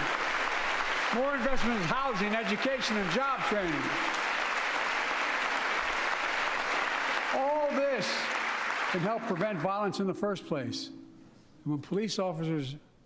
Did he just say Tyree Memphis? Probably. Or police departments violate the public trust, they must be held accountable. With the support... Cops are honorable people as long as they arrest Trump supporters. I mean, this is true. This is what they believe. I would say in many ways the American police state today is not on our side, but it's also a contradiction because at the same time, most of the time they're mad at it. Actually, all the time they're mad at it is for the most part when they're tough on actual criminals. So The support of the families of victims, civil rights groups, and law enforcement, I signed an executive order for all federal officers, banning chokeholds, restricting no-knock warrants, and other key elements of the George Floyd Act.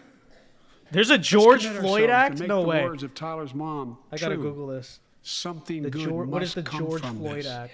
Something good. And all of us. Chat, how much you want to take a bet? Will the George Floyd Act be a fentanyl overdose prevention act? Will it go to fighting the fentanyl crisis? How much you want to take a bet? Huh? Well,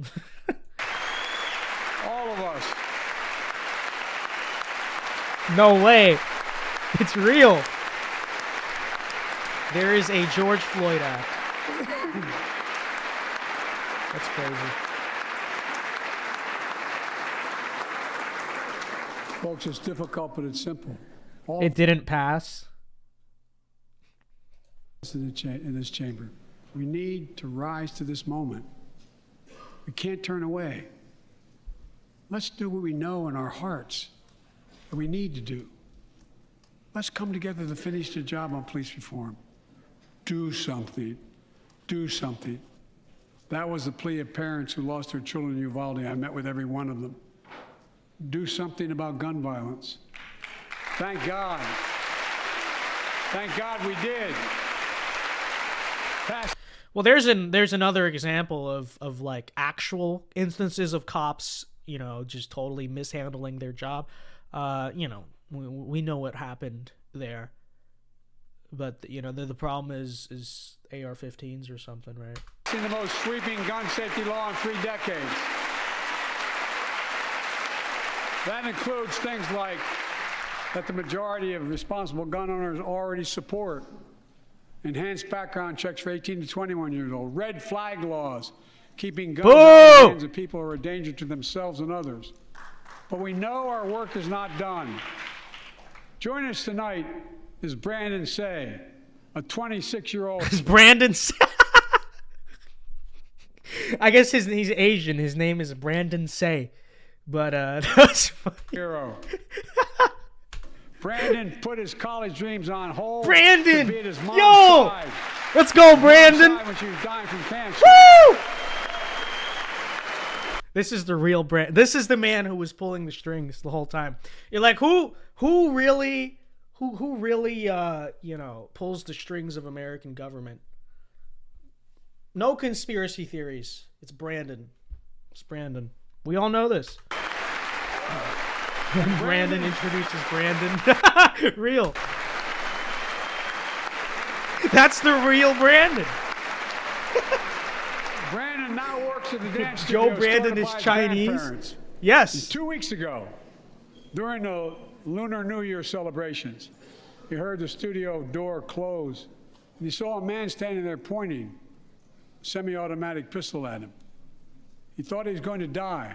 All right, maybe we shouldn't have made the joke, but it's true. He is Brandon. That is Brandon. But he thought about the people inside. And in that instant, he found the courage to act and wrestled a semi-automatic pistol away from the gun. What a king! See? No, then there was... Yes, indeed. Let's go, Brandon. What a chat. Who had already killed 11 people. This is unironically based. 11. This is unironically He based. saved lives. It's time we do the same. Let's go, Brandon. Ban assault weapons now. No. We need ban assault weapons. It happened in California, for the record. Okay, you know the story. We don't need to ban assault weapons. We need the real Brandon, not this fake Brandon on the not the fossil Brandon on the screen. We need the real Brandon to just be security everywhere. Okay. Ban them now. Once and for all.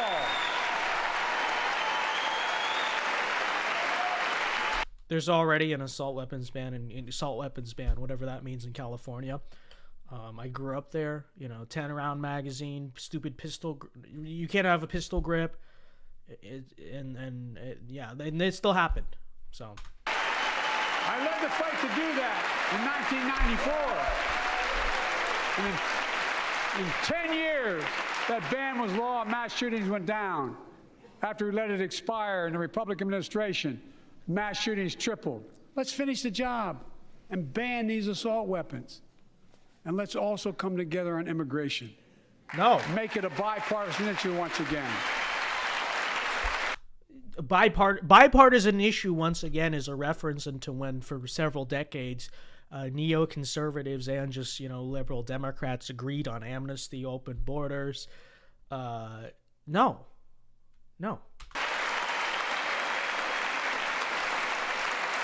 We know. But this is the one thing he will probably succeed on, because if there's one thing like Republicans love doing for some reason, it's passing amnesty, even though it's political suicide and the mistake that Ronald Reagan made is measurable, literally turned his own home state blue and stuff like that.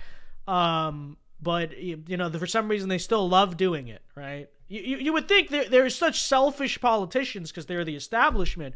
They're actually anti-selfish in the sense that they actually are masters at destroying their own political party somehow. I don't know how they do it.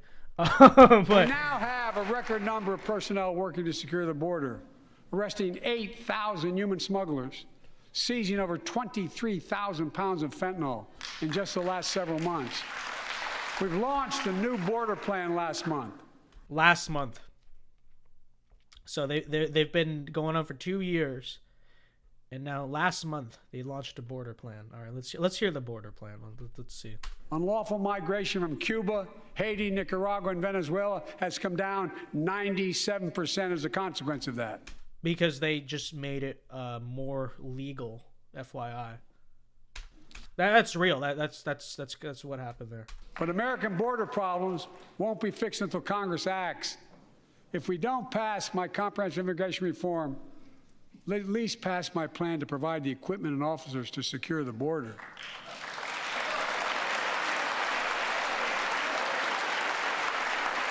And a pathway to citizenship for dreamers, those on temporary status, farm workers, essential workers.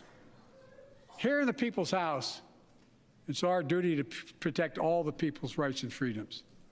Congress must restore the right and the...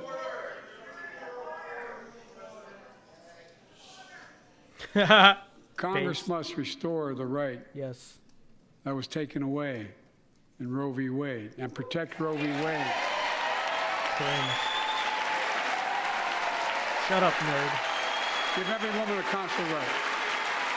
The Vice President and I are doing everything to protect access to reproductive health care and safeguard patient safety.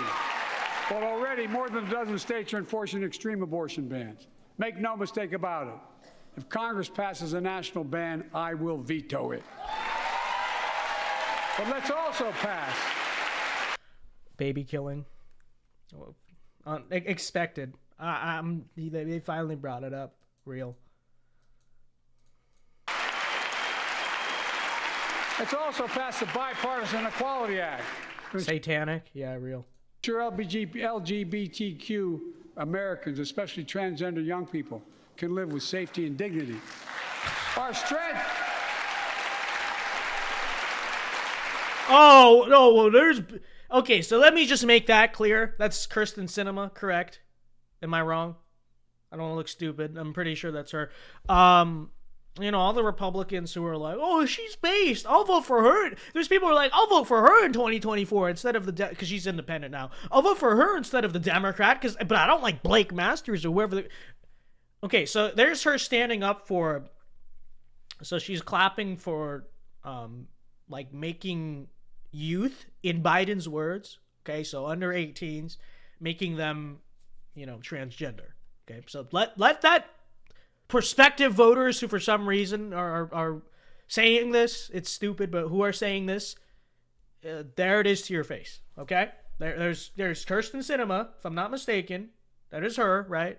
Correct, chat. Am I stupid? I know. I thought Raphael Warnock was Van Jones. Okay, so I will verify that is her. But you know, there she is clapping for, you know, the transition of young people. But no, oh, well, you know, she's okay. She's all right, right? Okay. Our strength is not just the example of our power. Trump should have surrendered California to Mexico after the election, nullifying their electoral votes, winning a second term, take it back as 3 states. Well, he could also just leave it to Mexico. But then again, you know, California is, like, I grew up there, but, like, California is very iconic to this country. Like it's very hard to imagine an America without it, which is sad because it's I think it's the greatest symptom of a dying nation, a dying republic, that its most beautiful state, you know, was what most say is in that condition. But it is basically Mexico at this point, okay? And I don't think you guys realize this unless you have lived in... I grew up in Los Angeles, like not like Baker's... Okay, Los Angeles, and you know, I will tell you, it most of you guys who are from, you know, most other parts of the country, you would be shocked. Okay, you'd be shocked. But the power of our example. Let's remember the world's watching. I spoke in this chamber 1 year ago. By more than just the politics, okay? Just days after Vladimir Putin unleashed his brutal attack against Ukraine. A murderous assault, evoking images of death and destruction Europe suffered in World War II. Putin's invasion has been a test for the ages, a test for America, a test for the world. How much money they can waste, true. Would we stand for the most basic of principles? Would we stand for sovereignty? Would we stand for the right of people to live free of tyranny? Would we stand for the defense of democracy? For such defense matters to us because it keeps peace and prevents... Power says you're a P word for leaving LA and abandoning the content. So in order to go to college in LA, which I was accepted to USC and stuff, I'd have to get, you know what, which I faced immense pressure to go to, USC is such a great school. And I actually stood up and said, like, I'm not doing that, obviously. And, you know, I also want to plant roots somewhere where I actually can raise a family and you know, live out the conservative way of life. And so, you know, there's more to that decision than just the content, okay? As if I could even, like, afford to make content out there, you know? Because, like, okay, I'd be in college. You're abandoning the content. Well, plenty of people make the content, okay? James Klug, my friend, great guy. But, like, I'm not a gigantic YouTuber or anything yet, okay? I don't even have I wouldn't have the money to live there, realistically. And I'd probably have to get, you know, that thing. So, no. It's open season on would-be aggressors No. and threatens our prosperity. 1 year later, we know the answer. Yes, we would, and we did. We did. And together, We did what America always does at our best. We led. We united NATO. Where do I go to college in the state of Florida. We built a global coalition. You can try to put the rest together. We stood against Putin's aggression. We stood with the Ukrainian people. Tonight, we're once again joined by Ukraine's ambassador to the United States. She represents not just her nation, but the courage of her people. Our ambassador is here. Miami and Orlando are libtard cities. What are you talking about? So first of all, I mean, that's true. I'm not a big fan of Miami. Orlando, it's kind of spread out, which makes it decent, I feel like. But first of all, not nearly to the ratio of LA. Like, that's statistically false. Secondly, they're still much more, well, in Miami, maybe not so much, but still a lot more affordable and better and in a better condition. Less mandates, all that stuff. But also, I don't live in either of those places. So...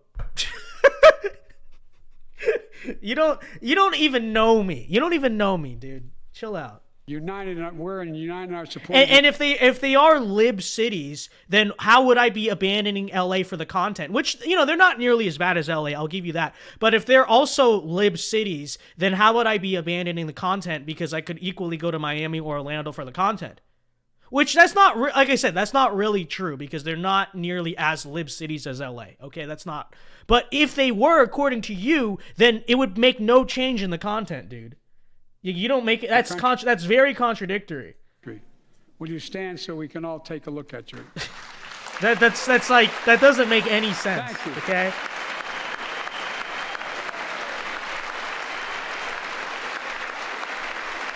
Because we're going to stand with you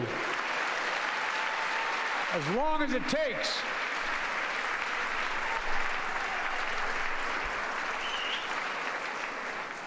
Our nation is working for more freedom, more dignity, more peace, not just in Europe, but everywhere. Before I came to office, the story was about how the People's Republic of China was increasing its power and America was failing in the world. Not anymore. Not anymore. We made clear, and I made my personal they conversations just with memed on him with a balloon and not anymore. With President Xi, that we seek competition, not conflict. But I will make no apologies that we're investing to make America stronger. Investing in American innovation and industries that will define the future that China intends to be dominating. Investing in our alliances.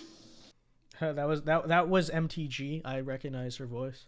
And working with our allies to protect advanced technologies so they will not be used against us. Modernizing our military to safeguard stability and deter. I moved to Florida to raise family in a conservative region. Meanwhile, Miami, Orlando, Tampa, etc. are all lib. Again, not nearly to the extent of LA. And in fact, the suburbs are fairly conservative. If you've ever been to like the Tampa suburbs, especially like Brandon, Florida, ironically, not bad at all. But once again, I don't live in any of those. You're wrong. Strike one, strike two, strike three. Okay, like I don't live in any of those places.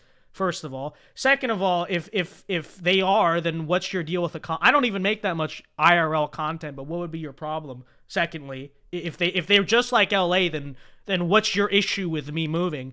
And then thirdly, I don't even want to like hopefully eventually raise a family in the city. Okay, in a city at all. So aggression. Today, we're in the strongest position in decades to compete with China or anyone else in the world. Anyone else in the world. And I'm committed.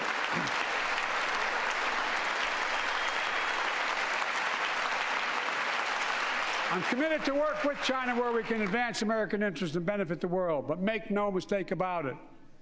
As we made clear last week, if China... Bro, cucks... Okay, I should stop responding. He's just a troll. But he says, bro, conservatives like you who fled here are the reasons why Republicans will never win again, considering all the swing states got abandoned. I wasn't aware California was a swing state and Los Angeles was a swing city. You're really... it's groundbreaking discovery to me. I had no idea. But, okay. And you drove up our rent. Well, I live in a college town. The rent is literally the same, like... because of that. But why we will never. Well, you said Tampa, Miami, and Orlando are all lib areas. And those are the major population centers of the state. So according to you, would that not be saving? Now, it's not like I said, it's not really true. But like, according to you, is that not saving the state? You make no sense, okay? You can blame, I'm 19 years old. You can blame my parents' generation, whatever. But like, I can only do, actually, you're probably older than me, dude. I can only do what your generation gave me, okay? If I was alive in 1970s California, you can bet I would be fighting out there to save it and keep it, and even to the 80s, 90s, early 2000s. But the state is long a lost cause, probably because of I don't know how old you are, but probably because of your generation, okay? So don't blame me for being young and saying, well, I'm going to go work with the part of the country that we can still save, and, you know, I'm 19, I have no roots, I have a choice in, like, what I want to do. You're a joke, dude. Threatens our sovereignty, we will act to protect our country, and we did. I'm talking about the ones who fled Pennsylvania and Michigan to come here. Well, I didn't do that, so I don't know why you're coming after me. Oh, Los Angeles, you're going to stay on the ground and really change that place. Yeah, right. Okay. Look, let's be clear. Winning the competition should unite all of us. We face serious challenges across the world. But in the past 2 years, democracies have become stronger, not weaker. Autocracy has grown weaker, not stronger. Name me a world leader who changed places with Xi Jinping. Name me one. Name me one. America's rallying the world to meet those challenges, from climate to global health, to food insecurity, to terrorism, to territorial aggression. Allies are stepping up, spending more, and doing more. Look, the bridges we're forming between partners in the Pacific and those in the Atlantic, and those who bet against America are learning how wrong they are. It's never, ever been a good bet to bet against America. Never. You're real intimidating. Xi Jinping shaking right now. Vladimir Putin shaking.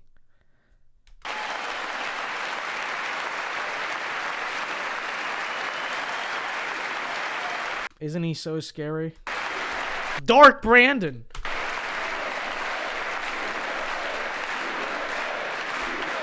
Well, Orlando is pretty big. There's a giant painting and billboards for Trump near me in Orlando.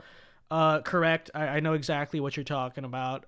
The idea that, I mean, yeah, it's a blue county, I know, but the idea that, like, it's a super blue area, it's like, no, it's not real. If you've been to LA, you know that. You know what a real liberal city is like. But again, the guy's just a troll, so. when I came to office, most assured that bipartisanship assumed was impossible. Okay, chill never out, believed it. Enclave Nationalist. That's why a year ago I offered a unity agenda to the nation as I stood here. We made real progress together. We passed a law making it easy Vince, for you are doctors to floored. prescribe You're effective not treatments for behaving, addiction. so I'm not going to give you the answer. You have to look them up. The gun safety law, making historic investments in mental health. We launched the ARPA-H drive for breakthrough in the fights against cancer, Alzheimer's, and diabetes, and so much more. We passed the Heath Robinson PACT Act, named after the late Iraq War veteran whose story about exposure to toxic burn kits I shared here last year.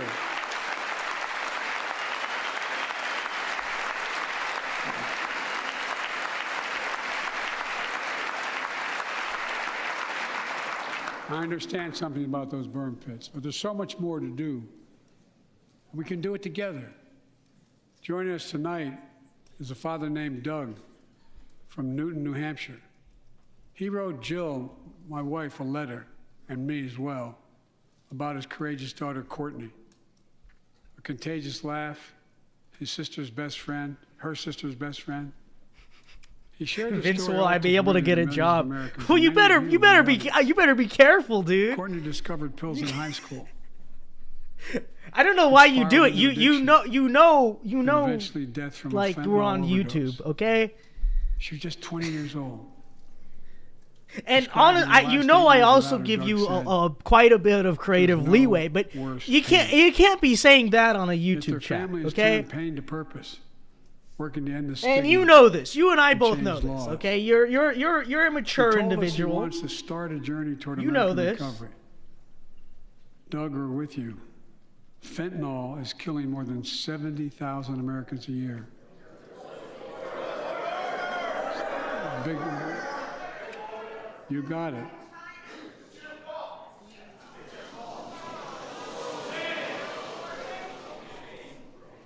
Based MTG. I don't care what anyone says. That's kind of funny. So let's launch a major surge to stop fentanyl production and the sale and trafficking with more drug detection machines, inspection cargo, stop pills and powder at the border. Working with couriers like FedEx to inspect more packages for drugs. Strong penalties to crack down on fentanyl trafficking. Second, let's do more on mental health, especially for our children. When millions of young people are struggling with bullying, violence, trauma, we owe them greater access to mental health care at their schools. We must finally hold social media companies accountable for experimenting they're doing running children for profit. It's time to pass bipartisan legislation to stop big tech from collecting personal data on our kids and teenagers online. Based, but he'll say anything except actually protect, the First Amendment on social media, which is the reason I have to monitor Enclave Nationalist, right? That's because of what Joe Biden won't do about big tech, This is true. Targeted advertising to children and impose stricter limits on the personal data that companies collect on all of us. Third, let's do more to keep this nation's one truly sacred obligation to equip those we send into harm's way and care for them and their families when they come home. Job training, job placement for veterans and their spouses as they come to return to civilian life. Helping veterans afford the rent, because no one should be homeless in America, especially someone who served the country. Not to, yeah, that's true. They should not ban. They should not collect data on anyone. But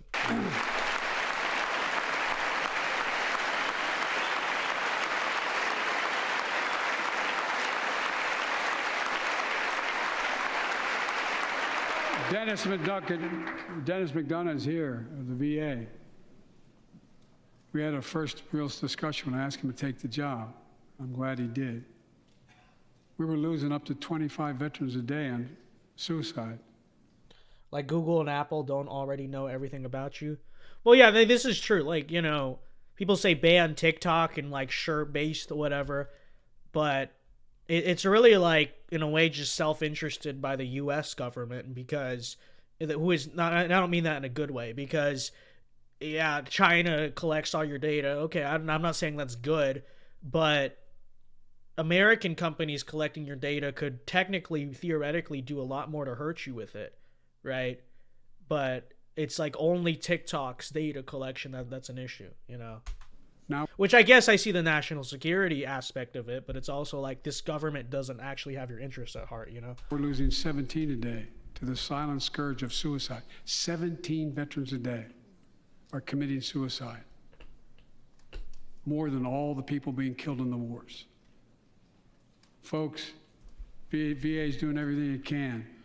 Like, you look at what PayPal tried to do, whatever, with the hate speech police. Basically, like, if they find you spreading hate speech or misinformation, they were gonna like fine you money. Like, to me, that's more harmful than China having your data, right? Because China, they could use it as a security threat to the country, whatever. But at a personal level, it's more dangerous what an American entity can do to you, right? And they're just as nefarious, I would argue. So, next 25 years. Turn more cancers from death sentences to treatable diseases. Provide more support for patients and their families. and that is also true. They can just sell it to China, so that's also true. Joining us are Morris and Candice, an Irishman and the daughter of immigrants from Panama. They met and fell in love in New York City and got married in the same chapel Jill and I got married in New York City. Kindred spirits. He wrote us a letter about his little daughter, Ava, and I saw her just before I came over. She was just a year old when she was diagnosed with rare kidney disease, cancer. After 26 blood transfusions, 11 rounds of radiation, 8 rounds of chemo, 1 kidney removed, 8 rounds of chemo. giving a 5% survival rate.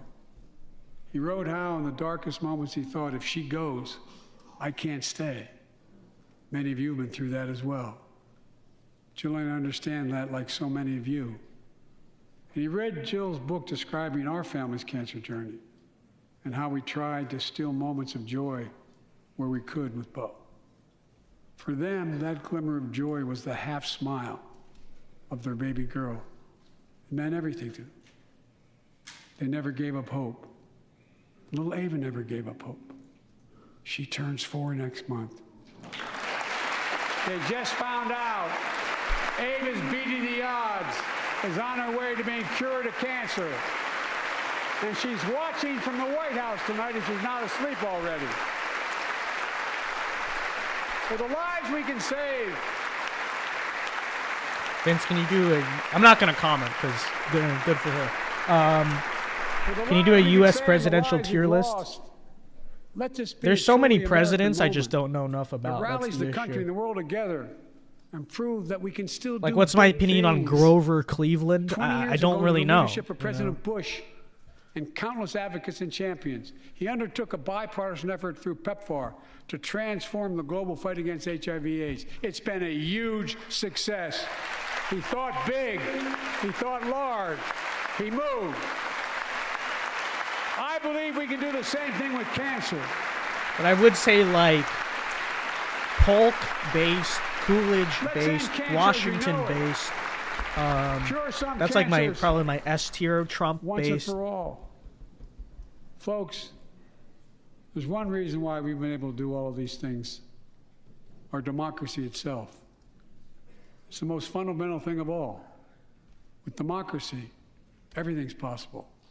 Without it, nothing is. The last few years, our democracy has been threatened and attacked, put at risk. Oh, here we go. Put to the here test we go. In this very room on January the 6th. And then just a few months ago, an unhinged big lie, assailed and unleashed a political violence, the home of the then Speaker of the House of Representatives, using the very same language the insurrectionists used as they stalked these halls and chanted on January 6th. Here tonight in this chamber is a man who bears the scars of that brutal attack. I don't know about that. But is as tough and as strong as resilient Oh, as actually, get. just kidding. The My government's friend always Paul right. Pelosi, Paul Yes. Stanley.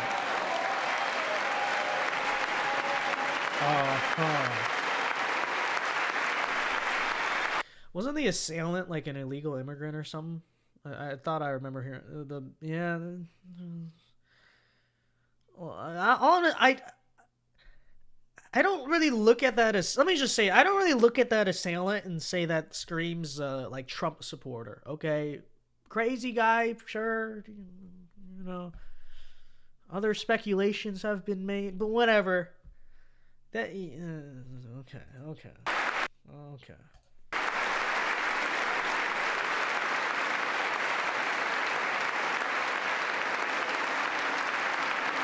But such a heinous act should have never happened.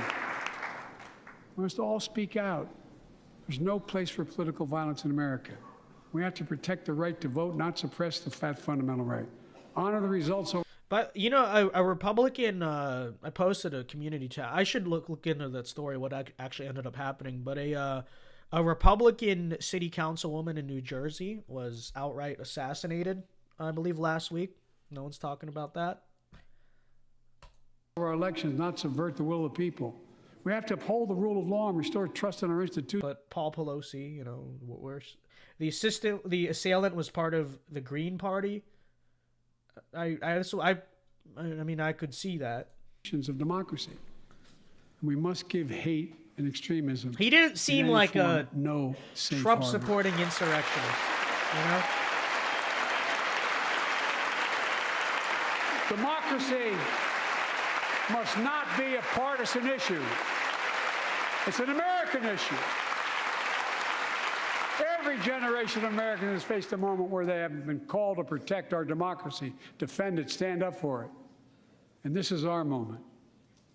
My fellow Americans, we meet tonight at an inflection point, one of those moments that only a few generations ever face, where the direction we now take is going to decide the course of this nation for decades to come. We're not bystanders of history. We're not powerless before the forces that confront us. It's within our power of we, the people. We're facing the test of our time. We have to be the nation we've always been at our best, optimistic, hopeful, forward-looking. A nation that embraces light over dark, hope over fear, unity over division, stability over chaos. This individual right here on your screen, he exuberates stability. Okay, things are chaotic. Don't worry. I got this guy. This guy's gonna stabilize the economy. He's gonna stabilize the declining social order and moral fabric of the country.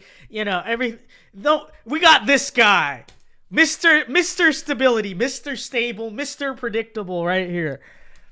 Wow. We have to see each other not as enemies, but as fellow Americans. We're good people. The only nation in the world built on an idea. The only one. So true to the previous thing before that, Biden. Maybe you should try it sometime.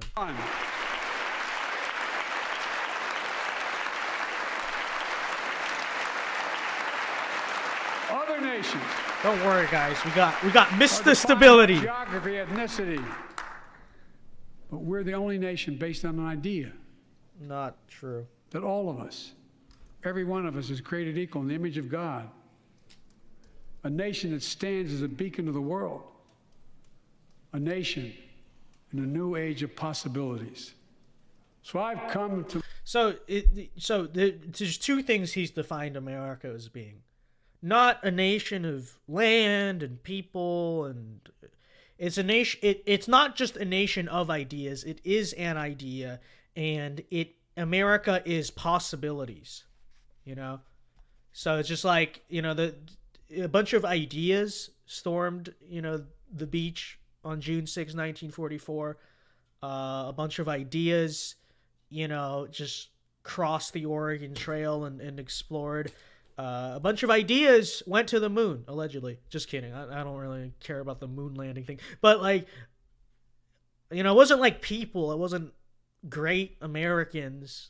Americans aren't people. It's actually, we're all just ideas. And what is this code for? This is basically code for, that's why America is diversity. That's why diversity is our strength, because America is just an idea. That's what is really being said. But fulfill my constitutional obligation to report in the State of the Union. And here's my report. Because the soul of this nation is strong, because the backbone of this nation is strong, because the people of this nation are strong, the State of the Union is strong.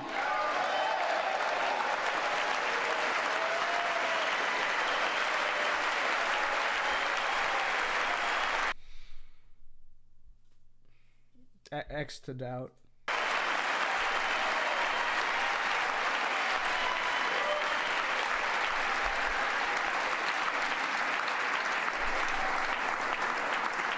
I'm not new to this place. I stand here tonight having served as long as about any one of you have ever served here. But I've never been more optimistic about our future, about the future of America. We just have to remember who we are.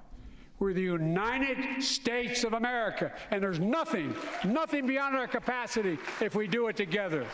God united. I thought we were all an idea, and God bless you.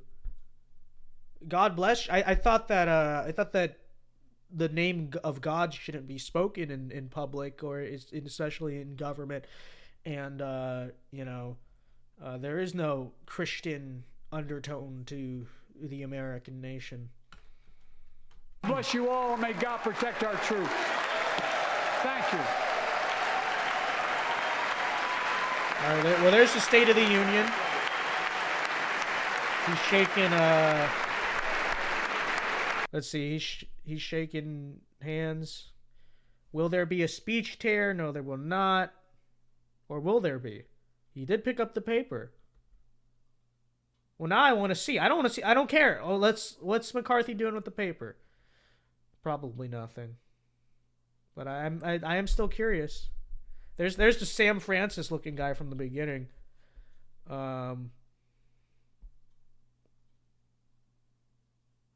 right, now he just looks lost and confused as usual. Real. Called the president a liar, and it wasn't the only interruption from Republican House members. This is a special report from the newsroom of the Washington Post. I'm Libby Casey as we watch images. Yeah, so it sounds like they're gonna make several the interruption thing. I'm sure that's gonna be a running. I don't care, dude. They literally tore up the speech last year. Okay, do you think not last year? I'm getting old. Wow, that was 3 years ago now. It literally just feels like yesterday. I was in high school watching the State of the Union. I don't know. I don't remember if I was streaming that back then when Trump was president or not. But he like ripped up this. Nancy Pelosi ripped up the speech. That was 3 years ago. Dude, I'm an ancient fossil at this point. I was like 16 years old. Okay, let's try to find Republican response. Well, I'll let this play in the background, but oops, my bad. Oh, here it is. Okay, all right. So here's the Sarah Huckabee response to the State of the Union. Okay, here we go. That guy looks like J.D. Vance, doesn't he? I thought that was J.D. Vance for a second. Okay. Being a mom to 3 young children taught me not to believe every story I hear. So forgive me. Is it just me, or ever since she went back to Arkansas, her accent has gotten thicker? It's kind of based, but... For not believing much of anything I heard tonight from President Biden. From out-of-control inflation and violent crime to the danger... Martin, for $10, thank you very much, is on January... let's see. It's true. It's true. I don't know how much of it I can read on YouTube, but yes, you are indeed. They were ushered in. The video surveillance footage confirms that. Thank you very much for the 10. Appreciate it. Border crisis and threat from China. Biden and the Democrats. Where is she from? She's from Arkansas. And now she's the governor of Arkansas. Failed you. They know it, and you know it. And it's time for a change. Tonight, let us reaffirm our commitment to a timeless American idea that government exists not to rule the people, but to serve the people. Democrats want to rule us with more government control, but that's not who we are. America is the greatest country the world has ever known because we're the freest country the world has ever known, with a people who are strong. Are we these days, though? Are we anymore? I don't know. And resilient. 5 months ago, I was diagnosed with thyroid cancer. It was a hard time for our family, particularly our kids, Scarlett, Huck, and George. But we kept our faith and persevered. Thanks to Real Texan Politic for $5 says Sarah Huckabee Sanders has only been governor for a month, and she's already a huge upgrade from Rhino and future primary loser Asa Hutchinson. And it's so true. It's so true. I'm kind of glad the GOP chose her to do. I mean, I guess there were technically people that you could say whatever, but the thing about it is that, like, look at, like, she's from Arkansas. She has like a southern accent and stuff. And to me, that's kind of like saying we're doubling down on our actual voters. Because I feel like that's what a lot of suburbanites on the West Coast and in the North are watching this right now. Like, her accent is so thick, you know, but like she is actually representative of where most of the Republican constituency kind of lives or sympathizes with, you know. So I think that's, you know, a decent move. Andrew M for $2 Canadian. Thank you very much. Says, want to send my blessings from Canada. Stay strong. Haven't seen you in a while, Andrew, but shout out. Hope you've been doing well. And thank you. Exceptional doctors here in Arkansas, a successful surgery, and the grace of God. I am cancer free. Through it all, I couldn't help but think about my mom. She was 20 years old and in her first year of marriage when she was diagnosed with spinal. Huck Huckabee Sanders. Oh, yeah, that's true. You know, that's quite a creative name. Yes. Cancer. The doctors told her she might not live, and if she did live, they said she'd never walk again. And if she did walk, she'd definitely never have children. The daughter she was told she'd never have was just sworn in as the new governor of Arkansas and is speaking to you tonight. Adversity and fear of the unknown can paralyze us, but faith propels us to charge boldly ahead. So true. We can't stand still in the face of great challenges. You and I were put on this earth for such a time as this, to charge boldly ahead. I'll be the first to admit, President Biden and I don't have a lot in common. I'm for freedom, he's for government control. At 40, I'm the youngest governor in the country. And at 80... It's not just... He's for, like, Marxism, okay? And not just in government, but in culture and... He's the oldest president in American history. That is true. He is a fossil. I'm the first woman to lead my state, and he's the first man to surrender his presidency to a woke mob that can't even tell you what a woman is. In the radical left's America, Washington taxes you and lights your hard-earned money on fire. But you get crushed with high gas prices, empty grocery shelves, and our children are taught to hate one another on account of their race, but not to love one another or our great country. See, here's... I don't know why the Republican Party still doesn't get this.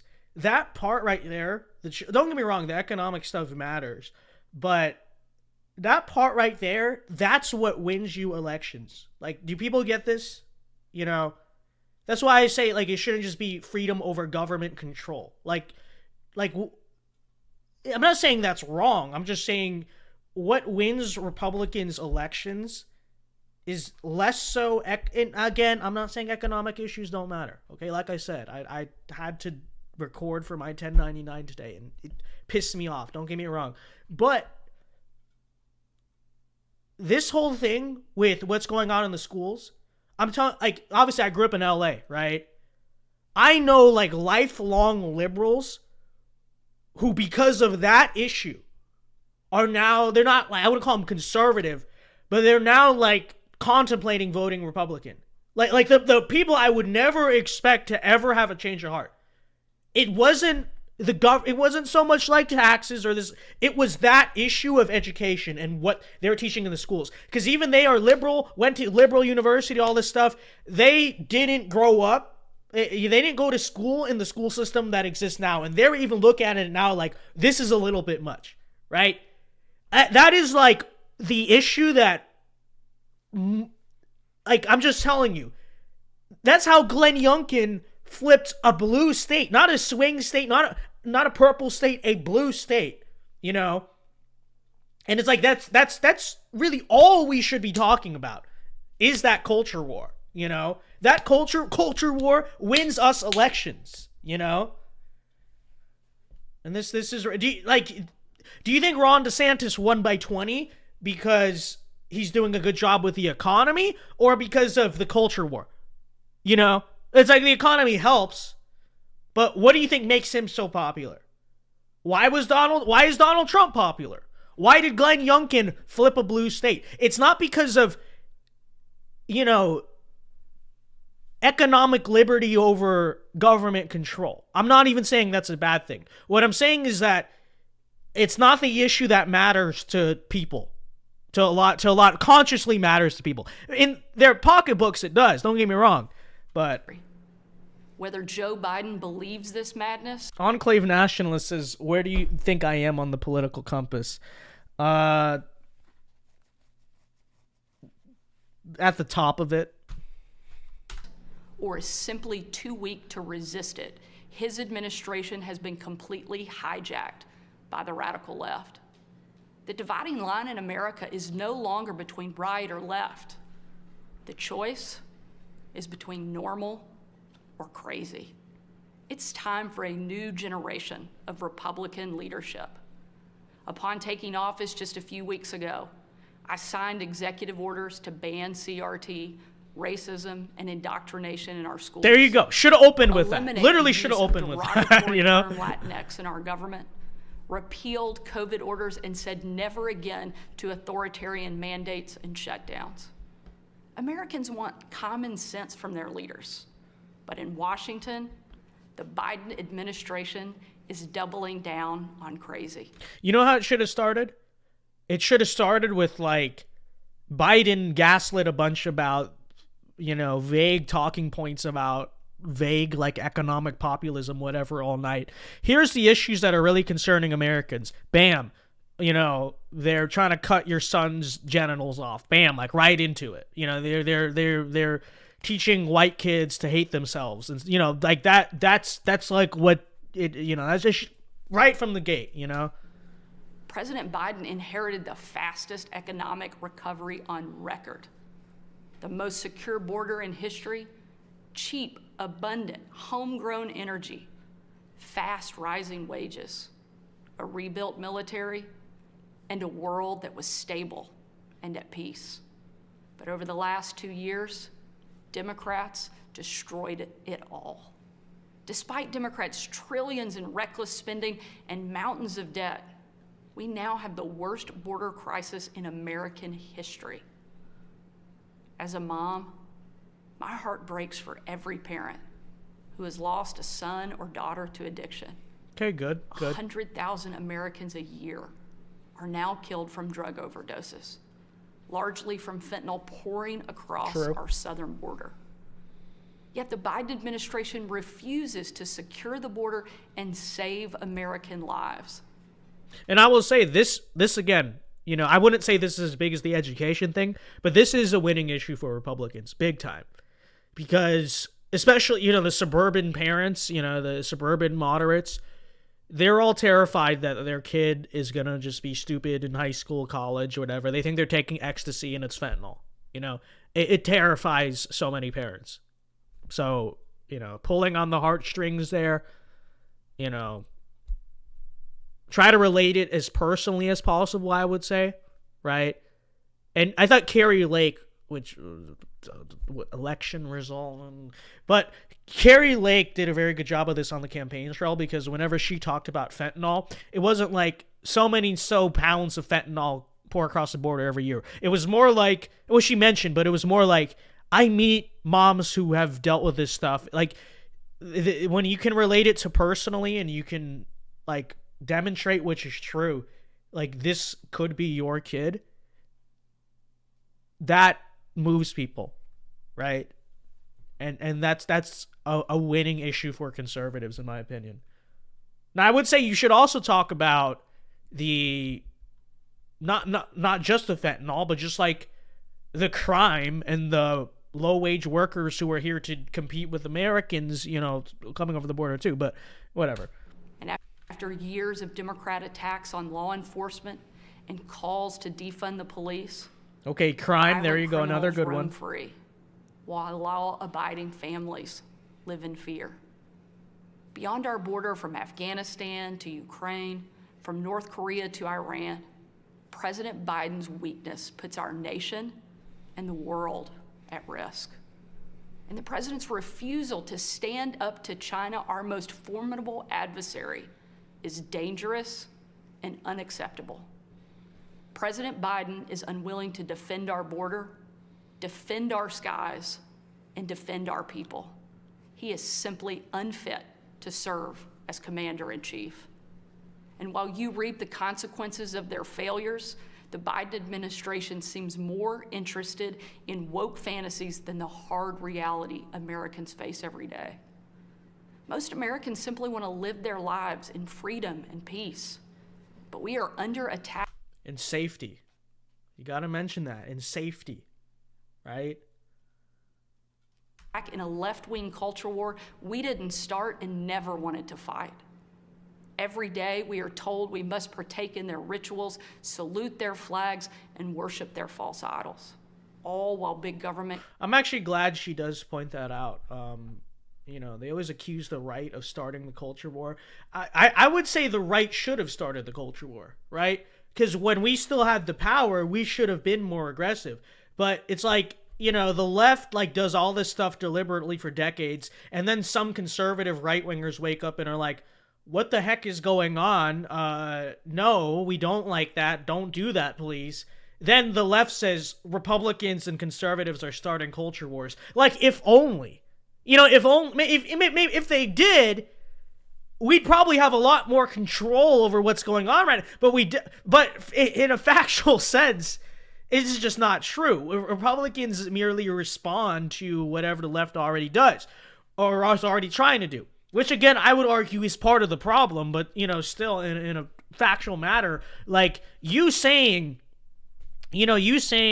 which you weren't even saying 10 years ago because it's a slippery slope, but you saying like it should be legal to medically transition 12-year-olds, that's starting a culture war. A conservative pushing back on that and saying, actually, I don't support that, that is inherently reactionary, or whatever. That's not starting a culture war.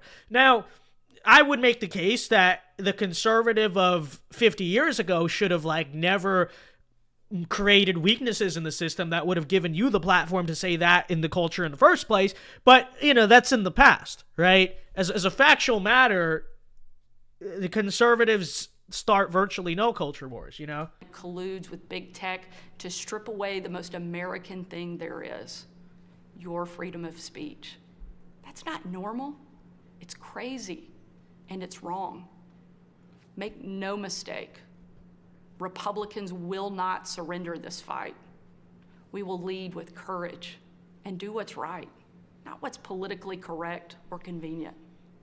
Republicans believe in an America where strong families thrive in safe communities, where jobs are abundant and paychecks are rising, where the freedom our veterans shed their blood to defend is the birthright of every man, woman, and child.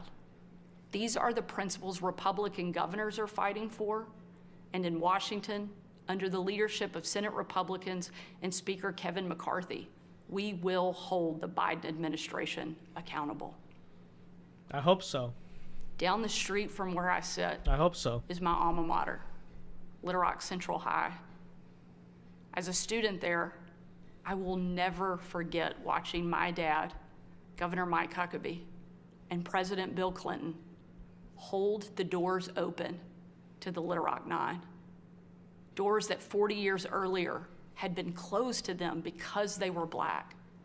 Today, those children once barred from the schoolhouse are now heroes memorialized in bronze at our State House. I'm proud of the progress our country has made, and I believe giving every child access to a quality education, regardless of their race or income, is the civil rights issue of our day. Tomorrow, I will unveil an education package that will be the most far-reaching, bold, conservative education reform in the country.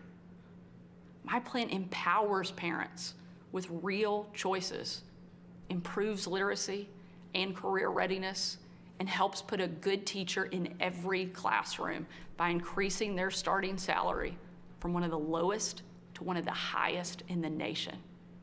Here in Arkansas and across America. What you really need to do with teacher salaries is, I wouldn't set it high at start. It should really be like merit-based, you know?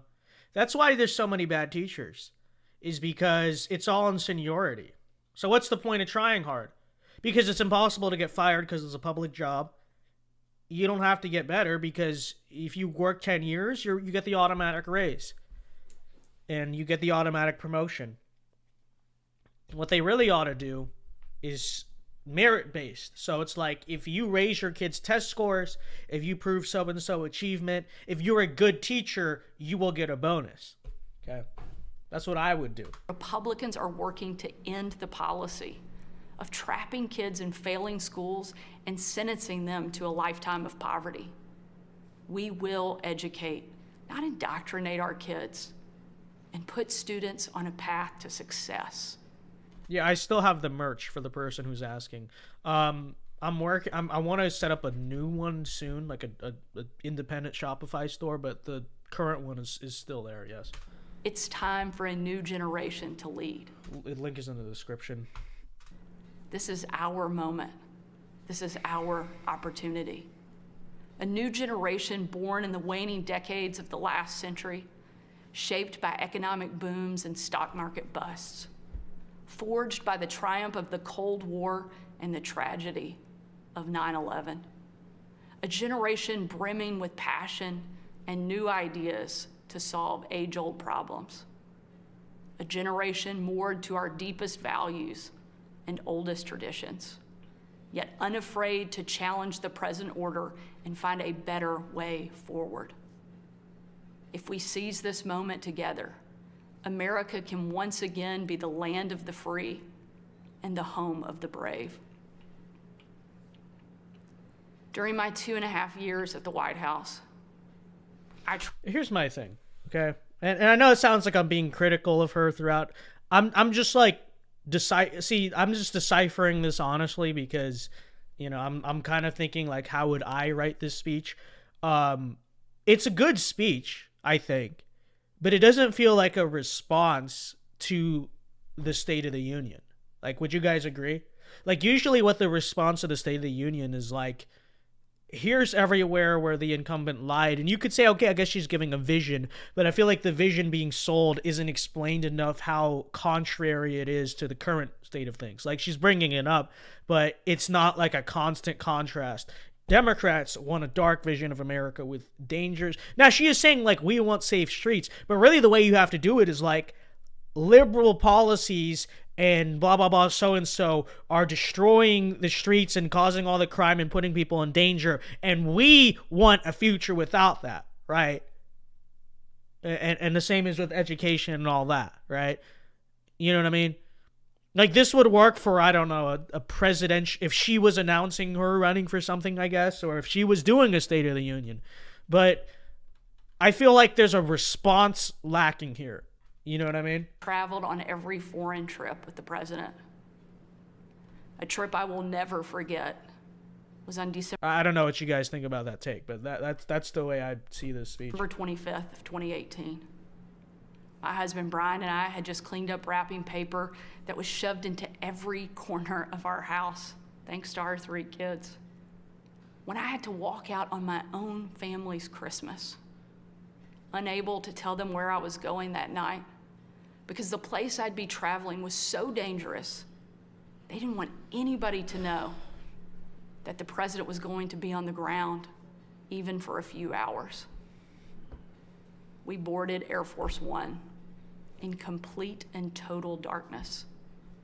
There were no lights on the plane, no lights on the runway. That would high-key be Phones so and cool. computers shut down and turned in. We were going completely off the grid. That sounds fun. I know it's scary, but like childhood me would like love to do that. In fact, I still find like in the dark very dangerous. That would low key be sick. I if you could do a bucket list experience. Yes, I want to ride over Afghanistan in Air Force One with the lights out and everything. That would be based. Enclave Nationalist for 5 says, Vince, can you please listen to the President Eden song? Sure. I don't know if I could do it on this. I don't know if I want this stream to get copyrighted more, but I will do that. Yes. Nearly 12 hours later, Maybe on President's Day, since you're requesting the President's Day stream. Okay, remind me on President's Day. in the pitch black of night, we landed in the war-torn part of western Iraq. Oh, Iraq. My bad. Iraq. It was again a similar scene. No lights on the plane, no lights on the runway. That sounds so fun. The only Like that's thing you so could like see was terrifying coming from fun. about a mile away, in a dining hall were hundreds of troops who were in the fight against ISIS. had gathered expecting It's not copyrighted. Well, I know it's on YouTube, but is it like copyright free? Because you can still claim. You know, there's like copyright claims on YouTube. So to celebrate Christmas with senior military leadership from around the region. They had absolutely no idea that the President and First Lady were about to walk into that room. And when they did, it was a sight and a scene and a sound I hope I never forget. The room erupted. Men and women from every race, religion, and region, every political party, every demographic you can imagine, started chanting in perfect unison over and over and over again, USA, USA, USA. It was an absolutely perfect picture of what makes our country great.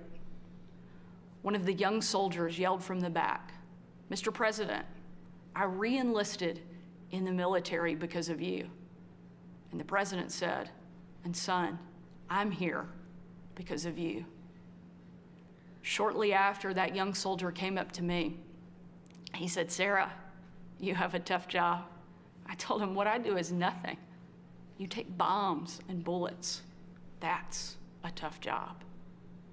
And in a moment that I know I'll cherish for the rest of my life, that soldier reached up and he pulled the Brave Rifles patch he wore on his shoulder, and he placed it into my hand, a sign of ultimate respect. And he said, "Sarah, we are in this together." Overwhelmed with emotion and speechless, I just hugged him. 07. With tears in my eyes and a grateful heart for our heroes who keep us free. That young man and everyone who has served before him, all of those who serve alongside him, and the thousands we know who will be called upon to serve after him, deserve to know they have a country and a community back home doing our part in the fight for freedom. They also deserve to know they have a government that is, you know, using their service responsibly and with their lives in consideration and with their interests in consideration, which Joe Biden's political career does not reflect. America is great because we are free. But today, our freedom is under attack. In the America we Amchok Jam Yang Tashi says, "Vince, you the man. Thank you. Thank you, my brethren." love is in danger. President Biden and the Democrats have Saw your debate on Vice. Let's go. Shout out Amchok Jam Yang Tashi. failed you. And it's time for a change. A new generation of Republican leaders are stepping up, not to be caretakers of the status quo, but to be change makers for the American people. We know not what the future holds, but we know who holds the future in his hands. And with God as our witness, So true. So I was like, is she going to say God, Jesus, or is she going to say Joe Biden? W. we will show the world that America is still the place where freedom reigns and liberty will never die. Thank you. God bless you, and God bless America. Arkansas Governor Sarah Huckabee Sanders giving the Republican response to the State of the Union, drawing a contrast with President Biden in age and... Okay. All right. Well, there's Sarah Huckabee's response. I know Roger Stone. Was gonna do one with like Kash Patel or whatever. I kind of want to react to it, but at the same time, I feel like he might say a certain thing about a certain event of a certain year that might not be YouTube friendly or whatever. So you can watch it. You can watch it on your own. Okay, you can watch it. We'll go to Q&A now though. We'll talk to chat for what time is it right now? 11:22. All right, we'll do Q&A for like 20, 30 minutes, and then we'll call it a night here. So, you know, what are your thoughts? Other unrelated questions you have? If you want your question to for sure be read, unless you're enclave nationalist, in which case it's conditional. But otherwise, then you can send in a super chat and support the show or whatever you want. So, yeah, and let's see, 260 likes. All right. Last time I'm going to do the like plug, but if you're watching, be sure to leave a like. Thank you. All right, epic. All right, let's see. Aldo, the American Caesar. Yeah, no, real. I will ride for Aldo. So true. So true. Metasuni says your headphones look really nice. I appreciate that, but they were like $30. They were not expensive headphones. But I'm glad you think they look good on me. What is your opinion being in the U.S. Army in today's time?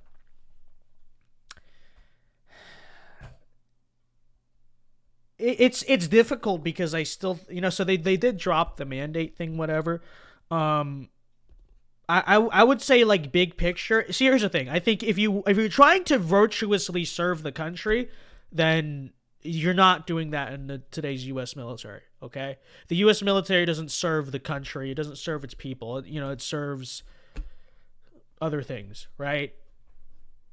But I would also say, though, that the experience of being in the military can be good for a lot of people. And I would say, like, if you're, think about the type of demographic who typically joins the military. It's, young men who school was never really for them. And so they're not like looking to go to some super prestigious college or whatever. They're not sure what path they want to take in life. They need discipline. They need structure. They need to learn how to handle the world. I think for those young men, the military can be of great personal benefit, right? Because oftentimes what it does is take a bunch of kids who were total punks in high school, who otherwise would be, working McDonald's, totally undisciplined, probably smoking pot and just, living for the weekend, whatever. Not really having a purpose, not really having a real life, and they would, and I think that for people like that, the military can be of enormous personal benefit. And so I do think there is a usage for, young men of being in something fraternal and in war and in the military like that. But what I would say is that if you're trying to do it for patriotic purposes, you're being gaslit. It's not true. What you're doing is not particularly anymore. Now there is like a talent of it, right? But what you're doing isn't anymore, like, at this point, kind of like a thing of virtue. You know what I mean? But I would say that, again, if it's like a personal thing for you, I think that can help a lot. Matt for $5 says, agreed, prior Air Force here, definitely don't regret joining. Yeah, real. I think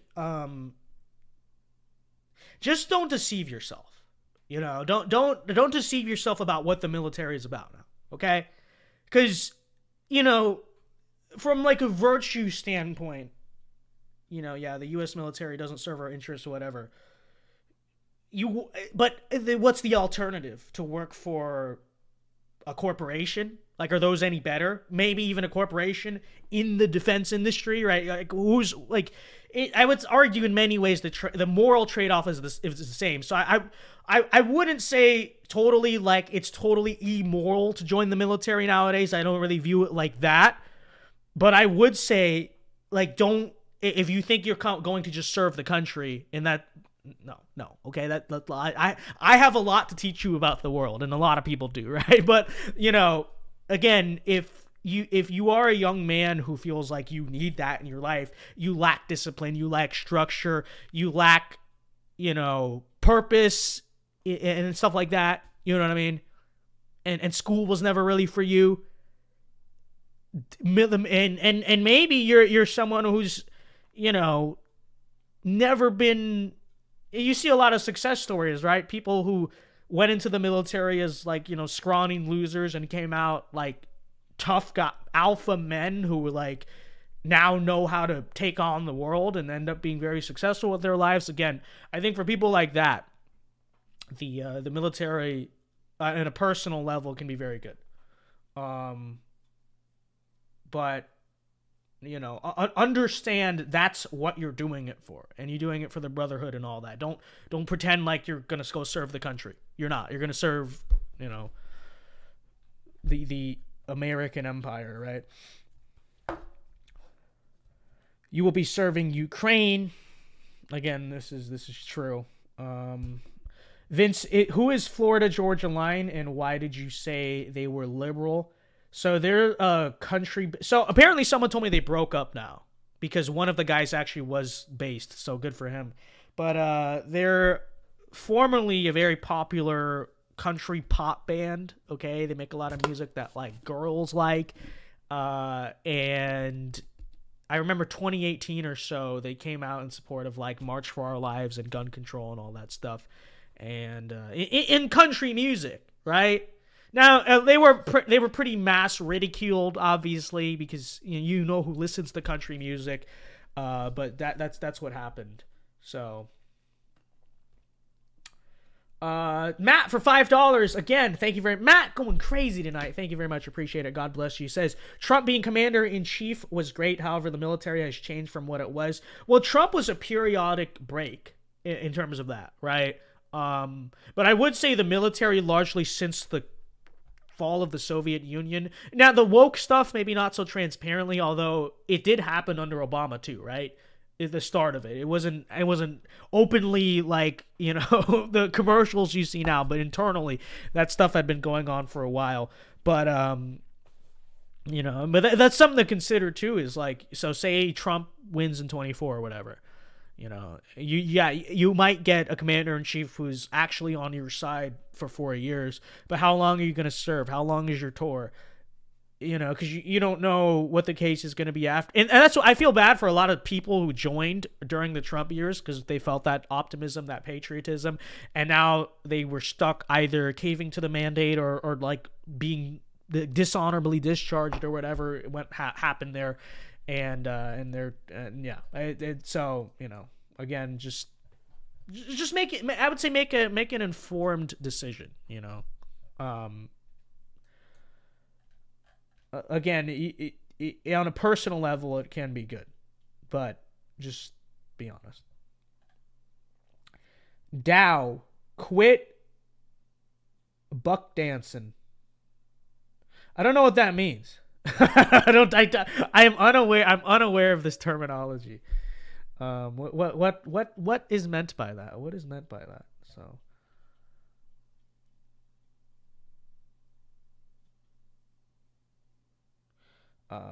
let's see. But since I converted to the right and got my head straight and found God, I feel so much happier and better off. I can finally be me with a lot of people not judging me for everything. It feels great. Well, I'm glad to hear it, Brendan. I'm glad to hear it. And it is true. It is true. We are the winning side. We are the winning team. Why? Not because we win every worldly battle or we win every election. Lord knows we don't. But we are the winning side because we are spiritually the healthiest. We are physically the healthiest. We are mentally the healthiest. And we know who takes the ultimate victory in the end, and it's not these people. And so we forever are the winning side. And you can see this. You can see this in really like the eyes of a lot of our enemies. I mean, just look at them, like when like you can, there you can tell not just on the outside, on the inside. You can see that they are unhealthy people. You can see that they are unwell. This is real. This is real. So, Matt for another 5, going nuts tonight.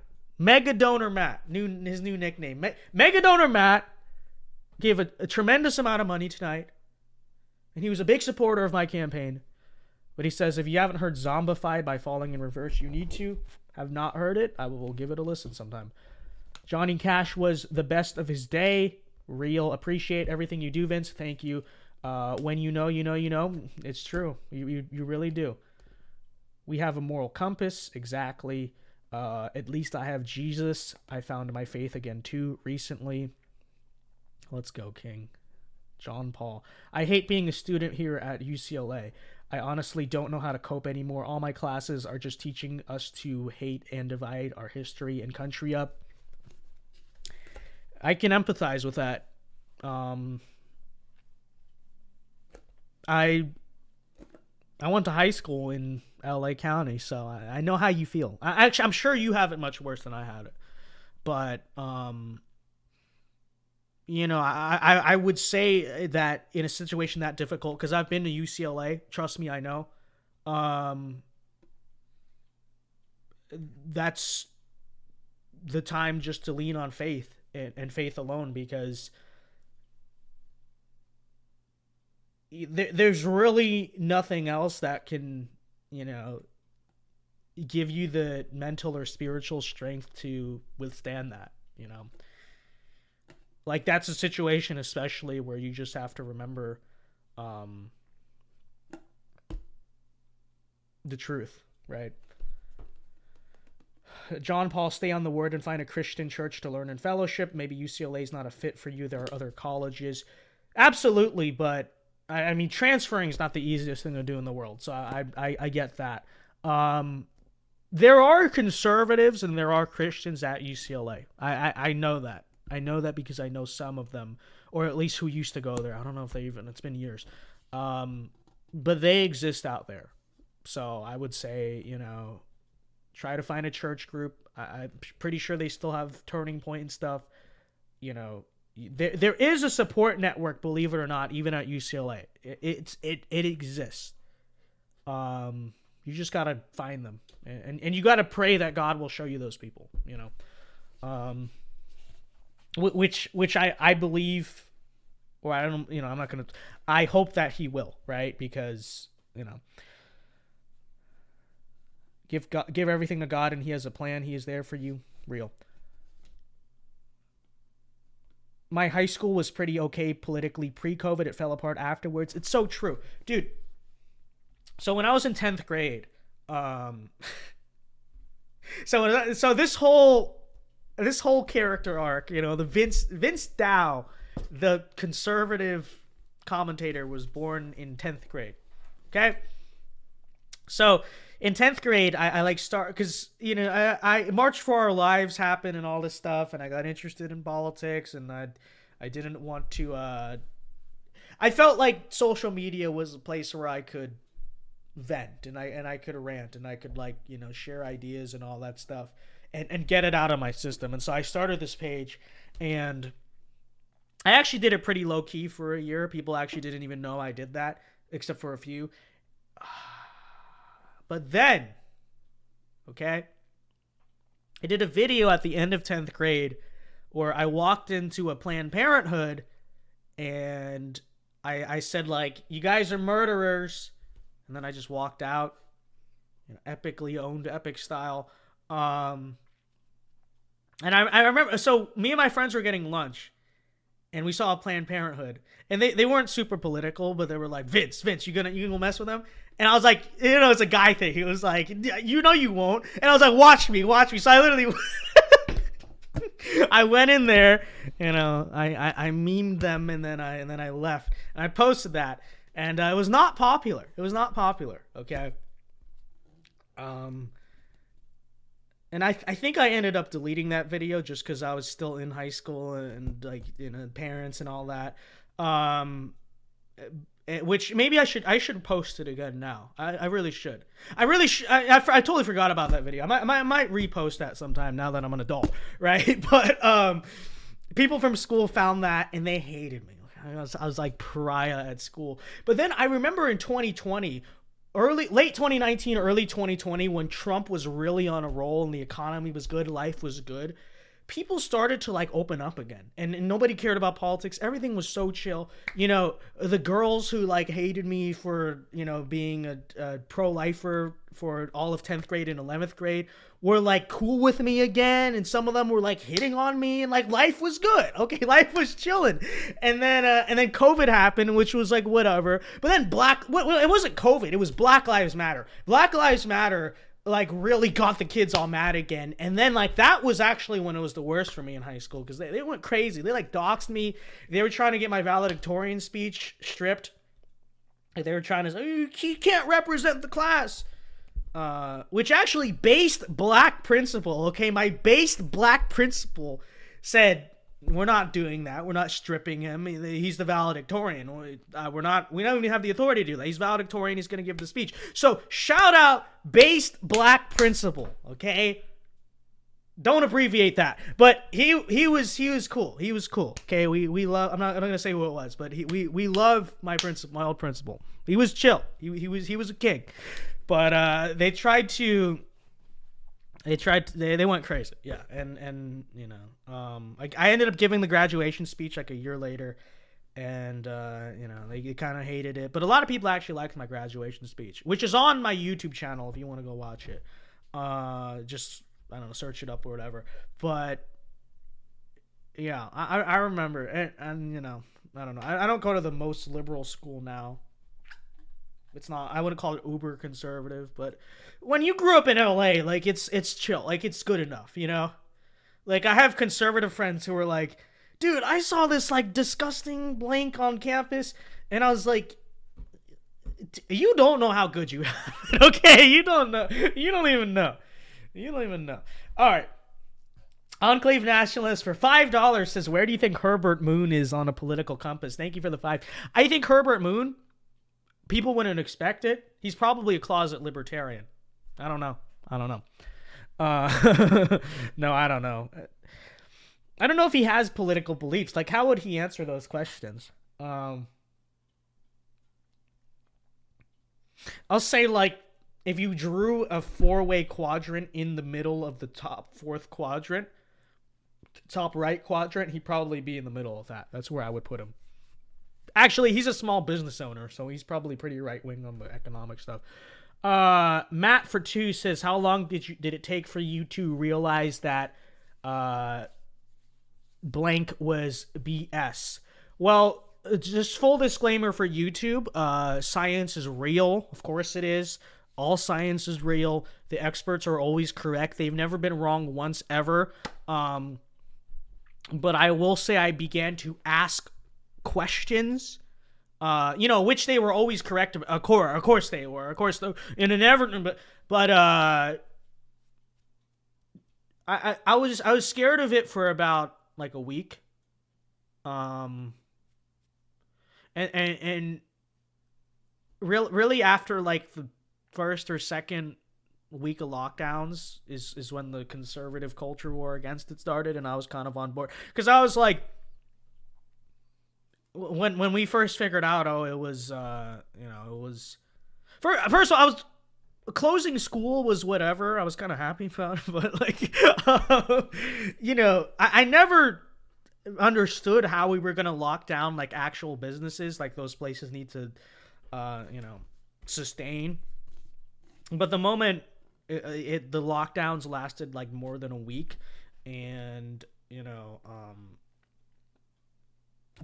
Democrats were clearly using it as a political issue, it began pretty fast from there. So I probably feared it for like a week or 2 at most. I don't really remember the exact timeline, but actually, sorry, my bad. I began to ask questions. Of course, I always trusted the experts. Of course, they're always right. Even to this day, they're still right. Of course they are. But yeah. To answer your question, do you watch any Christian YouTube channels? I watch Fight for Truth and Good Fight Ministries. Reformed Wiki, who I think their name is now Treasure Christ. That's probably the one I watch the most. Off the Curb is pretty good. Mike Winger, he was someone I watched a lot, like 2021. I still watch him sometimes. I think a lot of his analysis is good.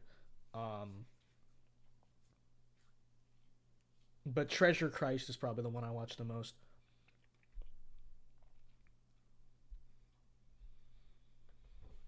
I just remember it was Friday the 13th when my school district locked down. So we never reopened. I'm not class of 2020 I'm class of 2021 for high school. We never reopened. We had an in-person. We didn't have prom, which truthfully was fine because I was such, it actually helped me in a way. Like, maybe it's not good because I probably should have had to deal with it and it would have been a good life experience. But I never had to suffer the consequences of the BLM thing because I never had to go to school. So, like, it was all Zoom the whole time, the whole rest of high school from BLM on. So, but yeah, we never had like prom or anything. We just had in-person graduation. You had to wear a mask. I took my mask off to give the speech, and I just took it off for like most of the ceremony, and no one who's gonna stop me. Sorry, just kidding. Just of course, I always follow the rules. Okay, of course, right? Always, never happened. Okay, no, of course not. But, I'm saying too much.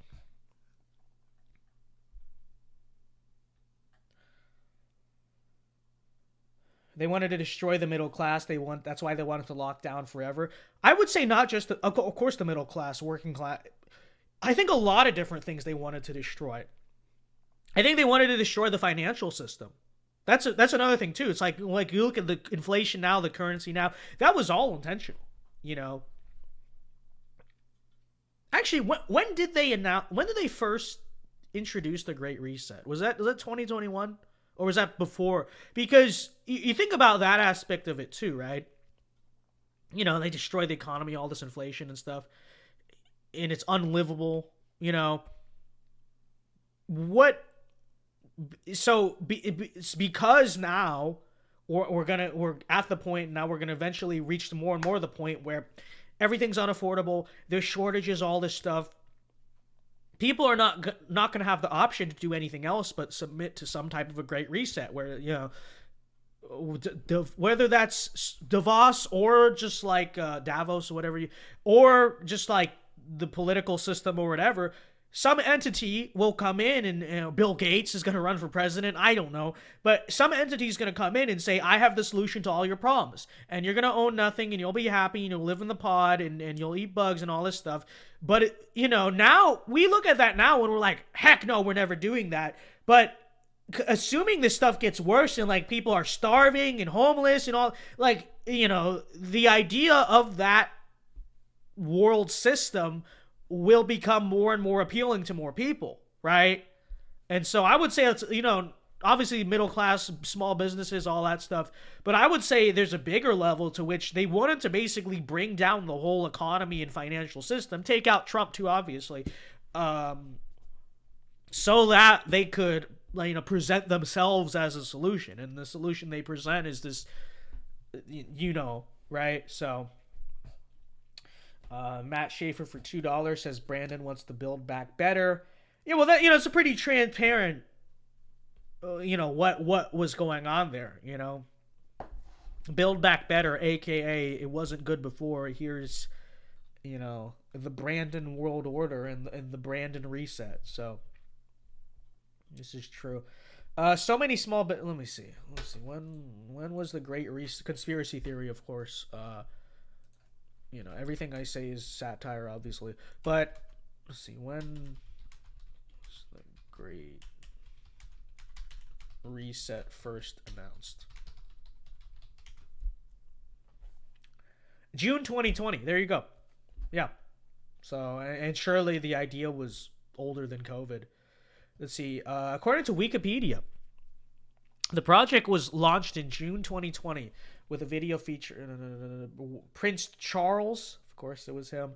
The initiative's stated claim is to facilitate rebuilding from the global COVID-19 crisis in a way in which it prioritizes sustainable development. Yeah, I wonder what that was about. Okay, cool. Vince, what are your thoughts on how John Willard is a vegan who always wears his mask? Well, he's a vegan. What do you expect?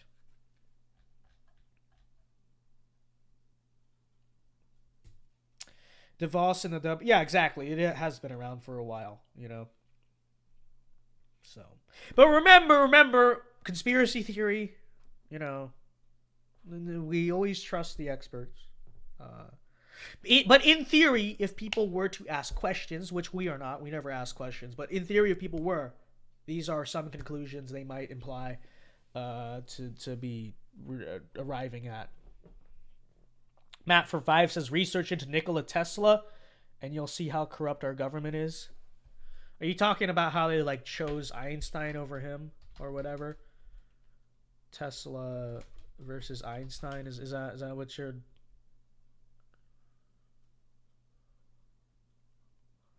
Einstein relied on abstract mathematics to prove his theories, while Tesla followed the scientific method like a religion and was solely dependent on actual experimentation to prove his.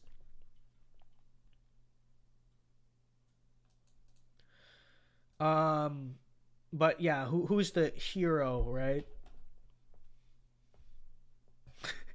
So Einstein just made stuff up. Tesla actually like did science. Tesla's work has yet to be proven wrong to this day. Huh. Very interesting. Very interesting.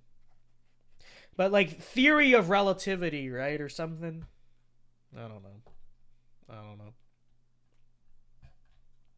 Science. Guys, science. I thought Tesla v. Edison, since Edison stole his inventions.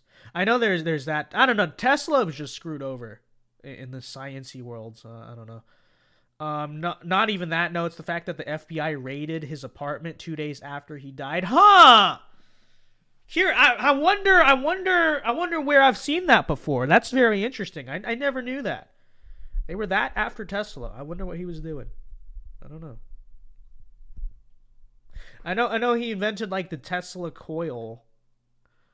And then didn't he have he was trying to come up with some other weapon of mass destruction, but that clearly wasn't what made people mad, so I don't even know.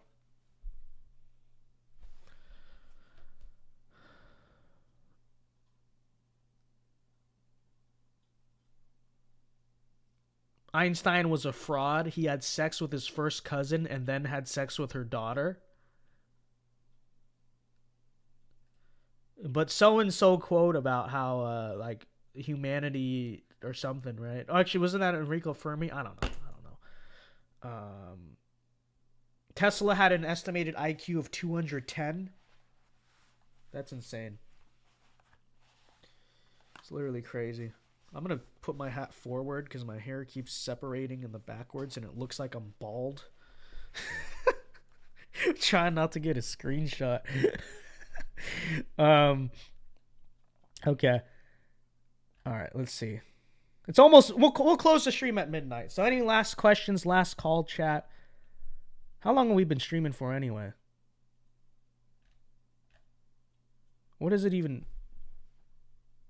I don't remember. It's like 3 hours or something, I think. But whatever.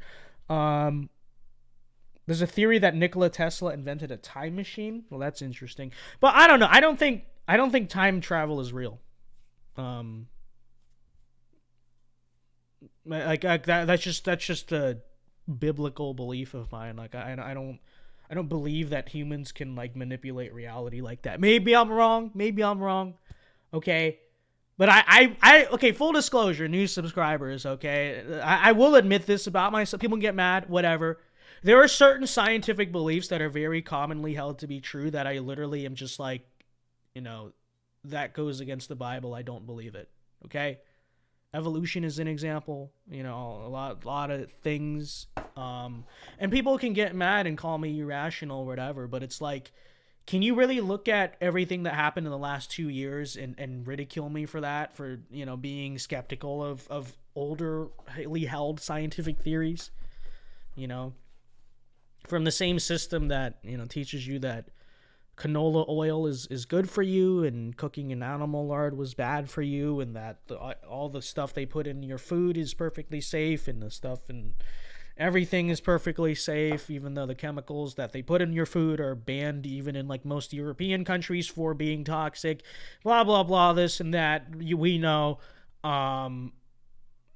But like evolution, the theory that they, for some reason, vehemently, like they get super mad if you question it, right? You know what I mean? As I'm just using it as an example. There's other stuff, but like, for some reason they are so deeply offended when you question it, and they have like they have like a reaction like you just committed blasphemy or something when you say, well, I don't know how true that actually is. And that to me tells me something. You know, it's like, what authority do these people have? They can't even predict the weather. They have to keep changing their theories about how the world is going to end because they can never get them right. But they have the genetic origin of our species and all the animals in the world perfectly charted out, right? Give me a break. Matt says, promise to do a reaction vid on that song. I'll do it members only. Well, I'll see. I'll watch it. Let me write it down so I remember. Zombified. Okay. Zombified.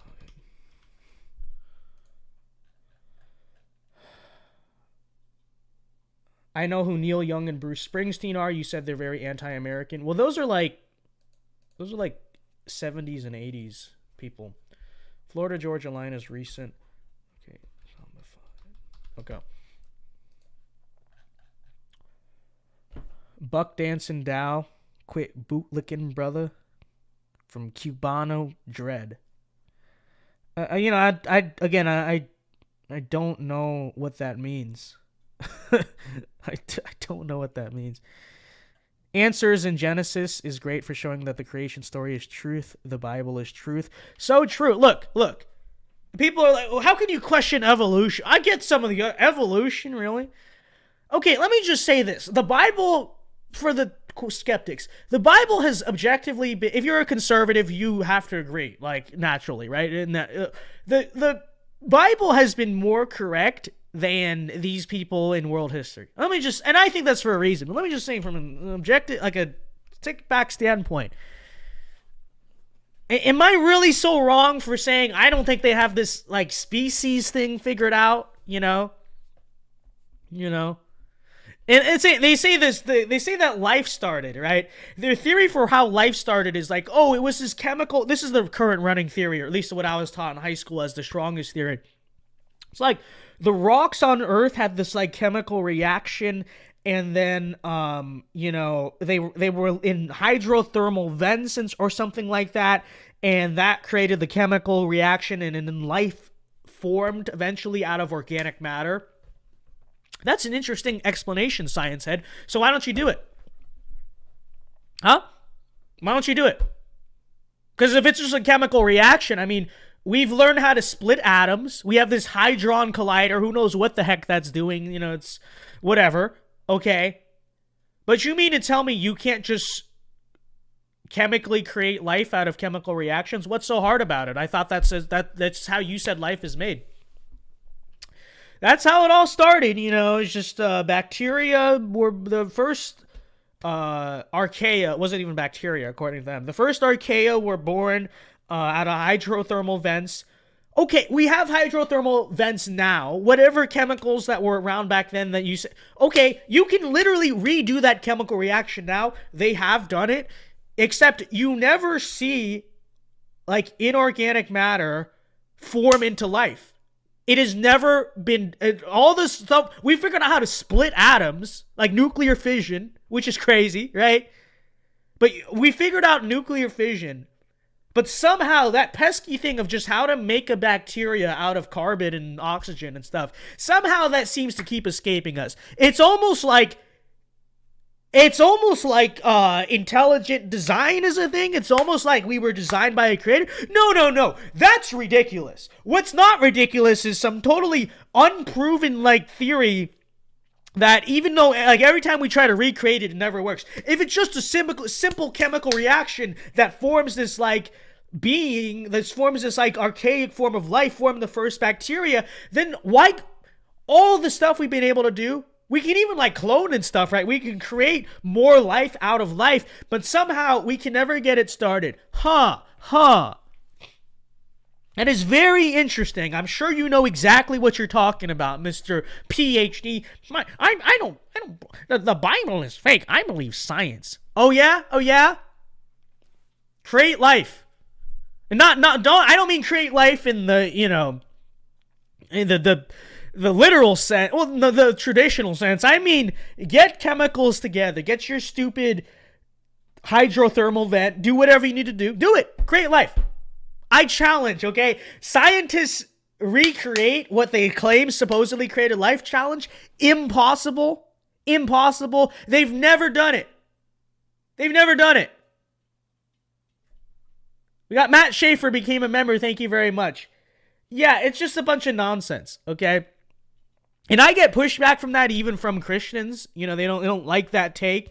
They're like, well, I can believe the Bible and still believe evolution. Maybe. I don't know. I think if you read it, I would argue if you truly believe it and believe it at face value, it's hard to argue like, well, there's very specific and exact numbers and years and time frames given in Genesis, but it's actually not. It's figurative. I don't know.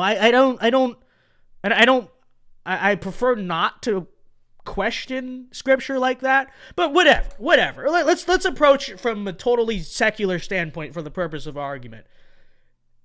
Do you people not see how like they think they totally know what they're talking about too? It's actually quite ridiculous. And even on the topic of evolution, right? We do witness microevolution. That is true. I believe that happens. But we've never actually witnessed like one species eventually change into another species, which means it's totally unproven. You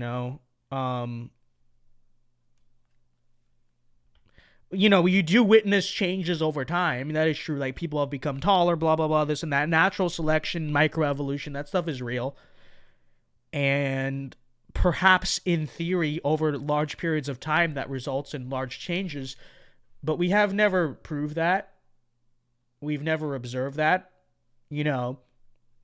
Scientific method, that's totally hypothetical. And I know there are arguments out there to why the timeline they give mathematically doesn't even make sense. Okay. But it's so real. Right? So real. Whatever. Scientism is definitely wrong about the origins of humanity.